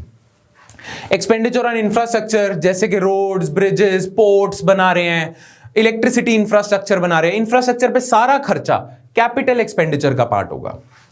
Capital expenditure on defence like fighter jets, tanks, submarines etcetera, ये भी आपके कैपिटल अकाउंट का पार्ट होगा। ऑलराइट? तो अब आपको बस ये ध्यान रखना है कि कोई भी एग्जांपल आपके सामने आता है, आपको देखना है कि इससे एसेट लायबिलिटी चेंज हो रही है। जब आपने वो देख लिया कि हाँ एसेट लायबिलिटी चेंज हो रही है, तो ऑटोमेटिकली मान लो कि वो कैपिटल अकाउंट में। फिर आपने देखना है कि पैसा आ रहा है तो कैपिटल रिसीट्स, पैसा जा रहा है तो कैपिटल एक्सपेंडिचर। Make sense? ठीक है? अच्छा, एक एग्जांपल मैं देता हूं। मान लो जो स्पेक्ट्रम होता है ना, स्पेक्ट्रम ऑक्शन होता है गवर्नमेंट का, गवर्नमेंट पूरा का पूरा स्पेक्ट्रम ना रिलायंस जियो को बेच देती है पूरा का पूरा स्पेक्ट्रम। अब बेचने से जो पैसा आएगा गवर्नमेंट के पास वो क्या होगा? कैपिटल रिसीट्स, क्योंकि जो स्पेक्ट्रम था वो गवर्नमेंट का एसेट था, गवर्नमेंट ने एसेट बेच दिया, उससे जो पैसा आया कैपिटल रिसीट होगा। पर मान लो जनरली गवर्नमेंट ना पूरा का पूरा स्पेक्ट्रम बेचती नहीं है, गवर्नमेंट ना लीज पे दे देती है। तो गवर्नमेंट ने अपना स्पेक्ट्रम जो था गवर्नमेंट का 2 किलोहर्ट्ज का स्पेक्ट्रम रिलायंस जियो वालों को लीज पे दे दिया। ठीक है? अब वो जो लीज की अमाउंट आएगी वो किस में लाई करेगी? कैपिटल रिसीट्स में या रेवेन्यू रिसीट्स में? ऑलवेज रिमेंबर वो रेवेन्यू रिसीट्स का पार्ट होगी। क्यों? क्योंकि आपके पास लीज की अमाउंट आ गई पर आपकी ओनरशिप नहीं गई। आपने रिलायंस जियो को वो स्पेक्ट्रम सिर्फ लीज पे दिया है, रेंट पे दिया है, ओनरशिप अभी भी आपकी है। तो वो जो स्पेक्ट्रम है आज भी आपका एसेट है, आप बस उससे पैसा कमा रहे हो लीज पे देके, तो आपका एसेट कम नहीं हुआ पर पैसा आपके पास आ रहा है। अगर एसेट कम नहीं हुआ तो वो रेवेन्यू अकाउंट में होगा, एसेट लायबिलिटी कुछ चेंज नहीं हुई, रेवेन्यू अकाउंट में है। रेवेन्यू अकाउंट में पैसा आ रहा है लीज का तो रेवेन्यू रिसीट्स हैं। ठीक है, गवर्नमेंट अपनी लैंड रेंट पे दे देती है तो रेंट से जो पैसा आ रहा है वो रेवेन्यू रिसीट्स है, क्योंकि अभी भी उस लैंड की ओनरशिप गवर्नमेंट के पास ही है। Make sense? ठीक है, तो ये है पूरा कैपिटल अकाउंट, कैपिटल और रेवेन्यू, गवर्नमेंट का बजट आप ऐसे डिवाइड कर लेते हो।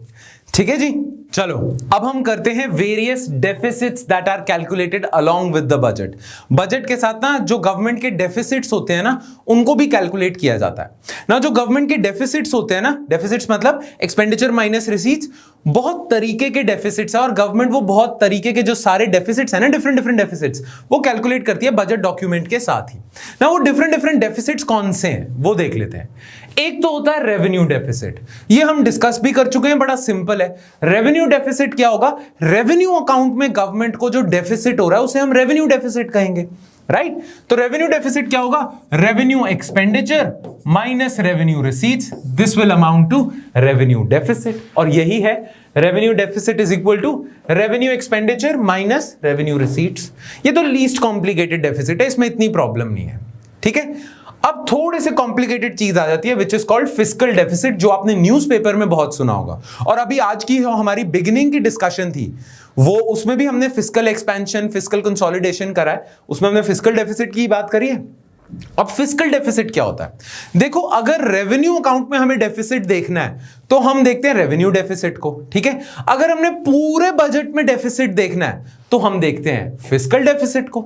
सिंपल है। ठीक है, तो इस हिसाब से तो अगर रेवेन्यू अकाउंट का डेफिसिट है तो वो होता है revenue expenditure minus revenue receipts.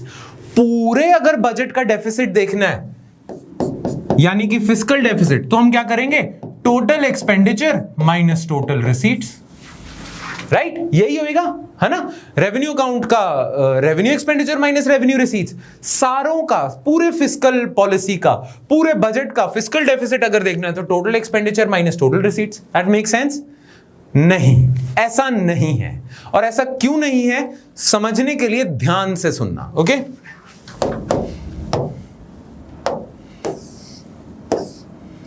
ठीक है, लेट्स सपोज गवर्नमेंट का ना टोटल एक्सपेंडिचर हो जाता है 200 रुपीज का। ठीक है, और गवर्नमेंट के पास जो रिसीट्स आ रही है ना, सारा पैसा जो आ रहा है, ठीक है, कैपिटल अकाउंट में भी और रेवेन्यू अकाउंट में भी, लेट्स सपोज वो आता है 150 रुपीज।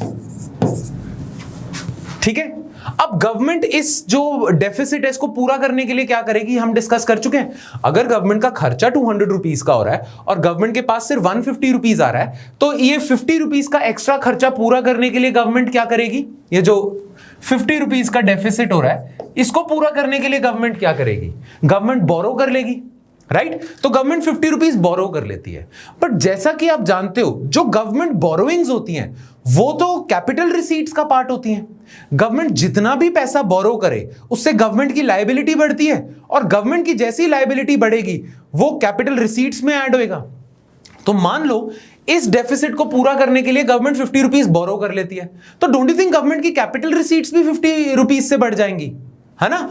तो यहां पे 150 क्यों लिख रहा हूं मैं? यहां पे लिखूंगा 150 प्लस 50 रुपीज, क्योंकि ये जो 50 रुपीज बोरो करा है ये अब कैपिटल रिसीट का पार्ट है, और कैपिटल रिसीट टोटल रिसीट का पार्ट होता है। तो टोटल रिसीट्स अब गवर्नमेंट की 200 हो जाएंगी, तो 200 माइनस 200 हमेशा जीरो आएगा। ये तो दैट मींस अगर मैं फिस्कल डेफिसिट का फॉर्मूला रखता हूं total expenditure minus total receipts, तो ये तो हमेशा जीरो आना चाहिए, राइट? फिर मैं फिस्कल डेफिसिट कैलकुलेट क्यों करता हूं? फिस्कल डेफिसिट कैलकुलेट करने का मेन पर्पस पता है क्या है? यह चेक करना कि गवर्नमेंट की इस साल की बोरोइंग रिक्वायरमेंट्स कितनी है, बोरो कितना करना पड़ेगा गवर्नमेंट को, वो बताता है फिस्कल डेफिसिट। तो अब वो कैसे कैलकुलेट करते हैं? अगेन ध्यान से सुनना। अब मुझे यह जानना है कि गवर्नमेंट को कितना बोरो करने की जरूरत है इस साल, और उसी को मैं फिस्कल डेफिसिट कहता हूं, है ना? वो जो डेफिसिट है वो पूरा कैसे होगा? बोरो करने से। तो गवर्नमेंट की बोरोइंग रिक्वायरमेंट्स कितनी है, फिस्कल डेफिसिट वही बताएगा। तो फिस्कल डेफिसिट पता क्या होता है? फॉर्मूला क्या होता है? टोटल एक्सपेंडिचर तो यहीं का यहीं होता है, ठीक है, माइनस हम करते हैं टोटल रिसीट्स। टोटल रिसीट्स में क्या होगा? रेवेन्यू रिसीट्स, बिल्कुल सही, प्लस मैं लिखता हूं non debt creating capital receipts.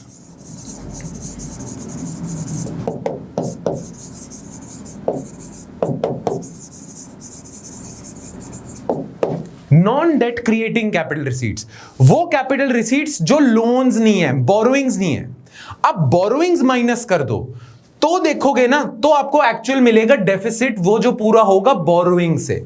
मतलब लेट्स सपोज गवर्नमेंट का टोटल एक्सपेंडिचर है 200 और गवर्नमेंट का रेवेन्यू रिसीट्स हैं 100 रुपीज और गवर्नमेंट की non debt creating capital receipts, मतलब वो total capital receipts minus borrowings, ठीक है, वो है मान लो 50। तो ये टोटल जो फॉर्मूला है ये आ जाएगा 150। 200 माइनस 150 क्या होगा? 50 रुपीज। 50 रुपीज क्या बताएगा? 50 रुपीज बताएगा कि गवर्नमेंट को 50 रुपीज बोरो करने की जरूरत है।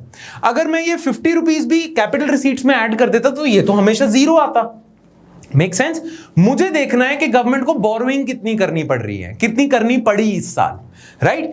तो मैं क्या करूंगा, टोटल एक्सपेंडिचर में से वो रिसीट्स माइनस करूंगा जो बोरोइंग्स नहीं है, ठीक है, रेवेन्यू रिसीट्स बोरोइंग नहीं है। और non debt creating capital receipts, जैसे गवर्नमेंट ने एयर इंडिया बेची, उससे जो पैसा आया वो गवर्नमेंट की बोरोइंग नहीं है, राइट? तो non debt creating capital receipts plus revenue receipts को सब्ट्रैक्ट करूंगा मैं टोटल एक्सपेंडिचर से, तो मुझे मिलेगी गवर्नमेंट की बोरोइंग रिक्वायरमेंट, गवर्नमेंट को कितना बोरो करना पड़ रहा है, और उसी को मैं फिस्कल डेफिसिट कहता हूं। क्लियर? हमने करा था ना यहां पे भी, जब ये चार्ट करा था तो मैंने कैपिटल अकाउंट दिखाया था, पर हमने ये रिसीट्स डिस्कस नहीं करी थी। जो कैपिटल रिसीट्स होती है ना, उनको भी आप दो पार्ट्स में डिवाइड कर लेते हो, debt creating, non debt creating. Debt creating तो गवर्नमेंट की बोरोइंग्स होगी कि गवर्नमेंट ने गवर्नमेंट सिक्योरिटीज से ले ली, आरबीआई से जो बोरो करा है, वर्ल्ड बैंक से जो बोरो करा है, वो तो गवर्नमेंट की बोरोइंग्स है। इसको हटा दो आप कैपिटल रिसीट्स में से। अब total expenditure minus total receipts करो, ठीक है? अब total expenditure minus total receipts करो, minus this debt creating capital receipts, मतलब बोरोइंग्स। बोरोइंग्स हटा दो कैपिटल रिसीट्स में, अब सारी रिसीट्स ऐड कर दो, उसको एक्सपेंडिचर से माइनस कर दो, तो आपको क्या मिलेगा कि गवर्नमेंट को कितना बोरो करने की जरूरत है, राइट? वो होता है आपका फिस्कल डेफिसिट। क्लियर? तो और यही आपको फॉर्मूले में भी दिया होगा। Fiscal deficit, it is the difference between government's total expenditure and its total receipts excluding borrowings। क्योंकि borrowing भी अगर इंक्लूड कर ली फिर तो जीरो ही आएगा, है ना? हम देखना चाहते हैं कि गवर्नमेंट का कितना गवर्नमेंट एक्स्ट्रा खर्चा कर रही है जिससे उसे बोरोइंग से पूरा करना पड़ेगा, है ना? वो डेफिसिट, वो हम देखना चाहते हैं फिस्कल डेफिसिट से। तो आपको बोरोइंग सब्ट्रैक्ट करनी होती है। That is why fiscal deficit is total expenditure minus non debt creating receipts, जिसमें नॉन डेट क्रिएटिंग रिसीट्स में क्या आ जाएगा? Revenue receipts plus non debt creating capital receipts. Clear?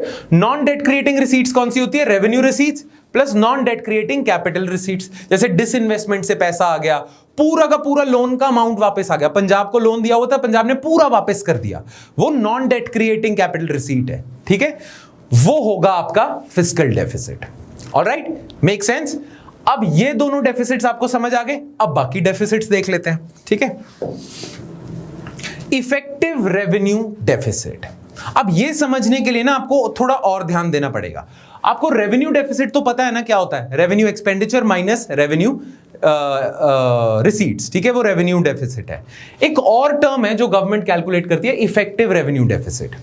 देखो, गवर्नमेंट का जो खर्चा होता है ना, टोटल जो गवर्नमेंट का खर्चा होता है, इकोनॉमिस्ट ये मानते हैं कि गवर्नमेंट जो कैपिटल एक्सपेंडिचर करती है ना, वो तो बेनिफिशियल है, बहुत अच्छी बात है, पर जो गवर्नमेंट रेवेन्यू एक्सपेंडिचर करती है ना, वो इतना बेनिफिशियल नहीं है। वो गवर्नमेंट का फालतू में लॉसेस हो रहे हैं, सैलरीज में खर्चा करना पड़ रहा है, सब्सिडीज में खर्चा करना पड़ रहा है, ये गवर्नमेंट को कोई फायदा नहीं दे रहा। Capital expenditure on the other hand, investments जो गवर्नमेंट करती है, वो गवर्नमेंट को फायदा दे रहे हैं। मान लो गवर्नमेंट आज रोड बना देती है, तो रोड बना देगी तो इकोनॉमिक एक्टिविटी बढ़ेगी, इकोनॉमिक एक्टिविटी बढ़ेगी तो गवर्नमेंट को इवेंचुअली फायदा होगा उससे। तो गवर्नमेंट जब कैपिटल एक्सपेंडिचर करती है ना, तो गवर्नमेंट को इवेंचुअली ज्यादा फायदा होता है। गवर्नमेंट जब रेवेन्यू एक्सपेंडिचर करती है ना, तो इतना फायदा नहीं होता। सब्सिडी दे दी, मनरेगा चला दिया, गवर्नमेंट को इतना फायदा नहीं हो रहा। हाँ, आम जनता को हो रहा है, पर गवर्नमेंट को नहीं हो रहा। तो जितने भी मैक्रो इकोनॉमिक जितने भी एक्सपर्ट्स होते हैं ना, वो कहते हैं कि गवर्नमेंट को अगर स्टेबल रहना है ना, तो एक तो फिस्कल कंसोलिडेशन करनी चाहिए मैक्रो इकोनॉमिक स्टेबिलिटी के लिए। एक, अगर आप फिस्कल डेफिसिट रन भी कर रहे हो ना, तो ज्यादा से ज्यादा आप ना कैपिटल एक्सपेंडिचर रन करो।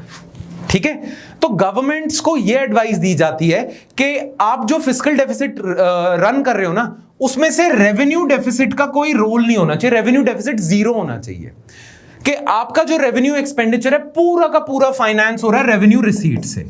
तो जो आपको पैसा बोरो करना पड़ रहा है ना, वो सिर्फ कैपिटल एक्सपेंडिचर के लिए करना पड़ रहा है। अगर आप कहीं से पैसा बोरो कर रहे हो ना, तो अपनी बोरोइंग्स को इन्वेस्टमेंट्स में लगाओ, ना कि सब्सिडीज सैलरीज में लगाओ, क्योंकि उनसे फायदा ही नहीं होगा कोई। ये बात बनती है। ठीक है, तो गवर्नमेंट का जो फिस्कल डेफिसिट होता है, लोग एडवाइस करते हैं, इकोनॉमिस्ट एडवाइस करते हैं कि वो जो डेफिसिट है ना गवर्नमेंट का, वो कैपिटल एक्सपेंडिचर की वजह से होना चाहिए, रेवेन्यू एक्सपेंडिचर की वजह से नहीं। रेवेन्यू एक्सपेंडिचर जो हो रहा है सारा का सारा फाइनेंस हो जाए रेवेन्यू रिसीट से। अगर 100 रुपए का रेवेन्यू एक्सपेंडिचर है तो 100 रुपए की रिसीट्स रखो, रेवेन्यू डेफिसिट करो जीरो, और जो आपको लोन लेना पड़ रहा है फिस्कल डेफिसिट की वजह से, वो आपका कैपिटल एक्सपेंडिचर में जाए। ये बेनिफिशियल है, ये बोला जाता है।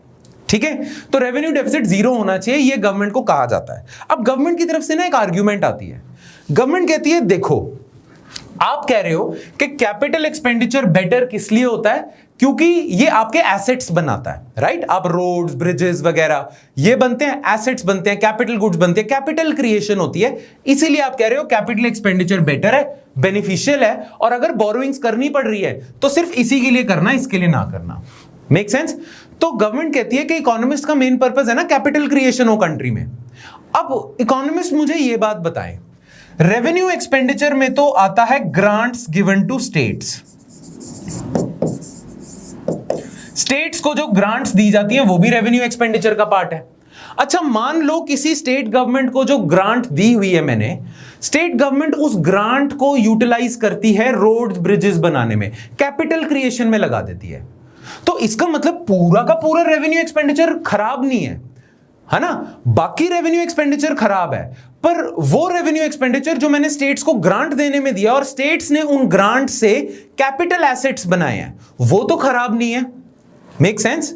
तो अगर आप कहते हो रेवेन्यू डेफिसिट मेरा जीरो होना चाहिए क्योंकि रेवेन्यू एक्सपेंडिचर पूरा का पूरा खराब होता है, मैं आपसे ये गुजारिश करता हूं, गवर्नमेंट कहती है कि पूरा का पूरा रेवेन्यू एक्सपेंडिचर खराब नहीं है, except grants given to states for capital expenditure, वो हटा दो, फिर रेवेन्यू एक्सपेंडिचर खराब है। ठीक है, तो फिर गवर्नमेंट को इकोनॉमिस्ट कहते हैं हां आपकी बात तो सही है, बिल्कुल सही बात है। तो आप एक काम करो, रेवेन्यू एक्सपेंडिचर में से ना माइनस कर दो grants given to states for capital creation, वो माइनस कर दो आप। ठीक है, फिर मुझे बताओ कि आप रेवेन्यू डेफिसिट रन कर रहे हो या नहीं कर रहे। अब रेवेन्यू एक्सपेंडिचर क्या होता है, revenue deficit revenue expenditure minus revenue receipts होता है। अब इकोनॉमिस्ट कहते हैं कि सारा का सारा एक्सपेंडिचर रिसीट से फाइनेंस होना चाहिए, बोरो करके ना एक्सपेंडिचर करना रेवेन्यू वाला। गवर्नमेंट कहती है कि सारा का सारा बर्बाद नहीं है रेवेन्यू एक्सपेंडिचर, वो जो स्टेट्स को ग्रांट्स दिए जिससे स्टेट्स ने कैपिटल एसेट्स बनाए हैं वो खराब नहीं है। तो इकोनॉमिस्ट कहते हैं ठीक है, रेवेन्यू एक्सपेंडिचर में से माइनस कर दो आप grants given to states for capital creation, वो माइनस कर दो, फिर उसमें से रेवेन्यू डेफिसिट माइनस करना, वो जीरो आना चाहिए। ठीक है, अब ये जो होता है ना revenue expenditure minus grants given to states for capital creation minus revenue receipts, इसे हम कहते हैं इफेक्टिव रेवेन्यू डेफिसिट। ठीक है, ये जीरो होना चाहिए, rather than revenue deficit zero, effective revenue deficit zero होना चाहिए। तो इफेक्टिव रेवेन्यू डेफिसिट क्या होगा, it is the difference between revenue deficit and grants for creation of capital assets. ठीक है, in other words the effective revenue deficit excludes those revenue expenditures which were done in the form of grants for the creation of capital assets. ठीक है, तो ये होता है effective revenue deficit, revenue deficit minus grants given to states for capital creation. Clear. ठीक है, चलो अब हम आ जाते हैं लास्ट डेफिसिट पे, जिसे हम कहते हैं प्राइमरी डेफिसिट। ठीक है, ना प्राइमरी डेफिसिट क्या होता है, मान लो जितने भी इकोनॉमिस्ट हैं ना, वो आज की बीजेपी गवर्नमेंट को ना क्रिटिसाइज करते हैं कि आप फिस्कल डेफिसिट कंट्रोल ही नहीं कर पा रहे, आप मैक्रो इकोनॉमिक स्टेबिलिटी ला ही नहीं पा रहे, आपका फिस्कल डेफिसिट बढ़ता जा रहा है, आप तो फिस्कल डेफिसिट कंट्रोल ही नहीं कर पा रहे, ये तो आपकी इकोनॉमिक मैनेजमेंट बहुत खराब है। तो जितने भी ऑपोजिशन वाले हैं, इकोनॉमिस्ट हैं, जितने भी, वो बीजेपी गवर्नमेंट को ना क्रिटिसाइज करने लग जाते हैं। अब बदले में ना बीजेपी गवर्नमेंट पता है क्या कहती है? बीजेपी गवर्नमेंट कांग्रेस को कहती है कि ये हमारी गलती है कि हम फिस्कल डेफिसिट कंट्रोल नहीं कर पा रहे। हमारी गलती बिल्कुल नहीं है। क्यों? क्योंकि जब आपकी गवर्नमेंट थी ना, आपने फिस्कल डेफिसिट इतना बढ़ा रखा था, इतना डेट ले लिया था आपने कि उस डेट की इंटरेस्ट पेमेंट्स हमें भरनी पड़ रही हैं। आपने अपने टाइम में इतना डेट ले लिया कि उसकी इंटरेस्ट पेमेंट्स अब हमें भरनी पड़ रही हैं। इससे हमारा रेवेन्यू एक्सपेंडिचर बढ़ जाता है, राइट? अब इंटरेस्ट पेमेंट्स तो रेवेन्यू एक्सपेंडिचर का पार्ट है। आपके लोन की इंटरेस्ट पेमेंट्स हम भर रहे हैं, आपने गलतियां करी हैं, उसका खामियाजा हम भुगत रहे हैं। इसी वजह से हमारा रेवेन्यू एक्सपेंडिचर बढ़ता जा रहा है, और ये इतना ज्यादा रेवेन्यू एक्सपेंडिचर हो गया इंटरेस्ट पेमेंट्स की वजह से कि हमारा फिस्कल डेफिसिट बढ़ता जा रहा है, राइट? तो बीजेपी गवर्नमेंट कहती है ये आपकी गलतियां थी जिसकी वजह से आज फिस्कल डेफिसिट बढ़ता जा रहा है। अब बदले में कांग्रेस गवर्नमेंट क्या कहती है? बदले में, अब मैं ये हाइपोथेटिकल एग्जांपल दे रहा हूं, रियलिटी में ऐसा नहीं हुआ है, ठीक है? बदले में कांग्रेस गवर्नमेंट ये कहती है कि चलो ठीक है, आप कह रहे हो कि हमारे लोन की वजह से आपको जो इंटरेस्ट पेमेंट्स देनी पड़ रही हैं, उसकी वजह से आपसे फिस्कल डेफिसिट कंट्रोल नहीं हो पा रहा, है ना? तो एक काम करते हैं, हम जितनी भी आपको इंटरेस्ट पेमेंट्स देनी पड़ रही है ना, सारी हटा दो, ठीक है? सारी भूल जाओ, ठीक है? जो भी आपकी इंटरेस्ट लायबिलिटीज है, जो भी पिछले लोन्स पे आपको इंटरेस्ट देना पड़ रहा है, सारा हटा दो। अब बताओ कि अब आप डेफिसिट रन कर रहे हो या नहीं कर रहे? अगर इंटरेस्ट हटाने के बाद भी आप डेफिसिट रन कर रहे हो, फिर तो आप ही की गलती है। अगर इंटरेस्ट हटाने के बाद नहीं आप डेफिसिट रन कर रहे, फिर हम मान लेते हैं हमारी गलती है, ठीक है? तो जब आप इंटरेस्ट हटा देते हो ना फिस्कल डेफिसिट में से, वो जो डेफिसिट होता है उसे हम कहते हैं प्राइमरी डेफिसिट। तो अगर बीजेपी गवर्नमेंट प्राइमरी डेफिसिट भी रन कर रही है ना, तो बीजेपी गवर्नमेंट की गलती है।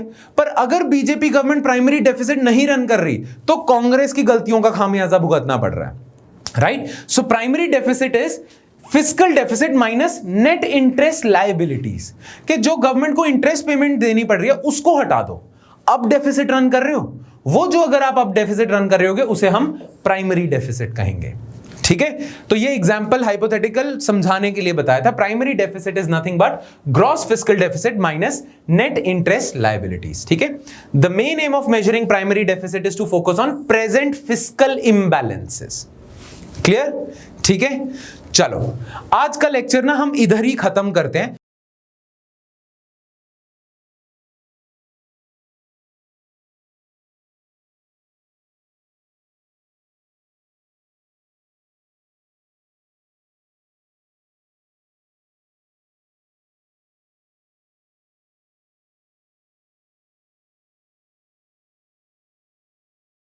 हाय, अगर आपको ये लेक्चर पसंद आया तो हमारे चैनल को सब्सक्राइब कीजिए, और अगर आप यूपीएससी 2021 के प्रीलिम्स के लिए सीरियस हैं तो हमारा क्रैश कोर्स जरूर ज्वाइन कीजिए।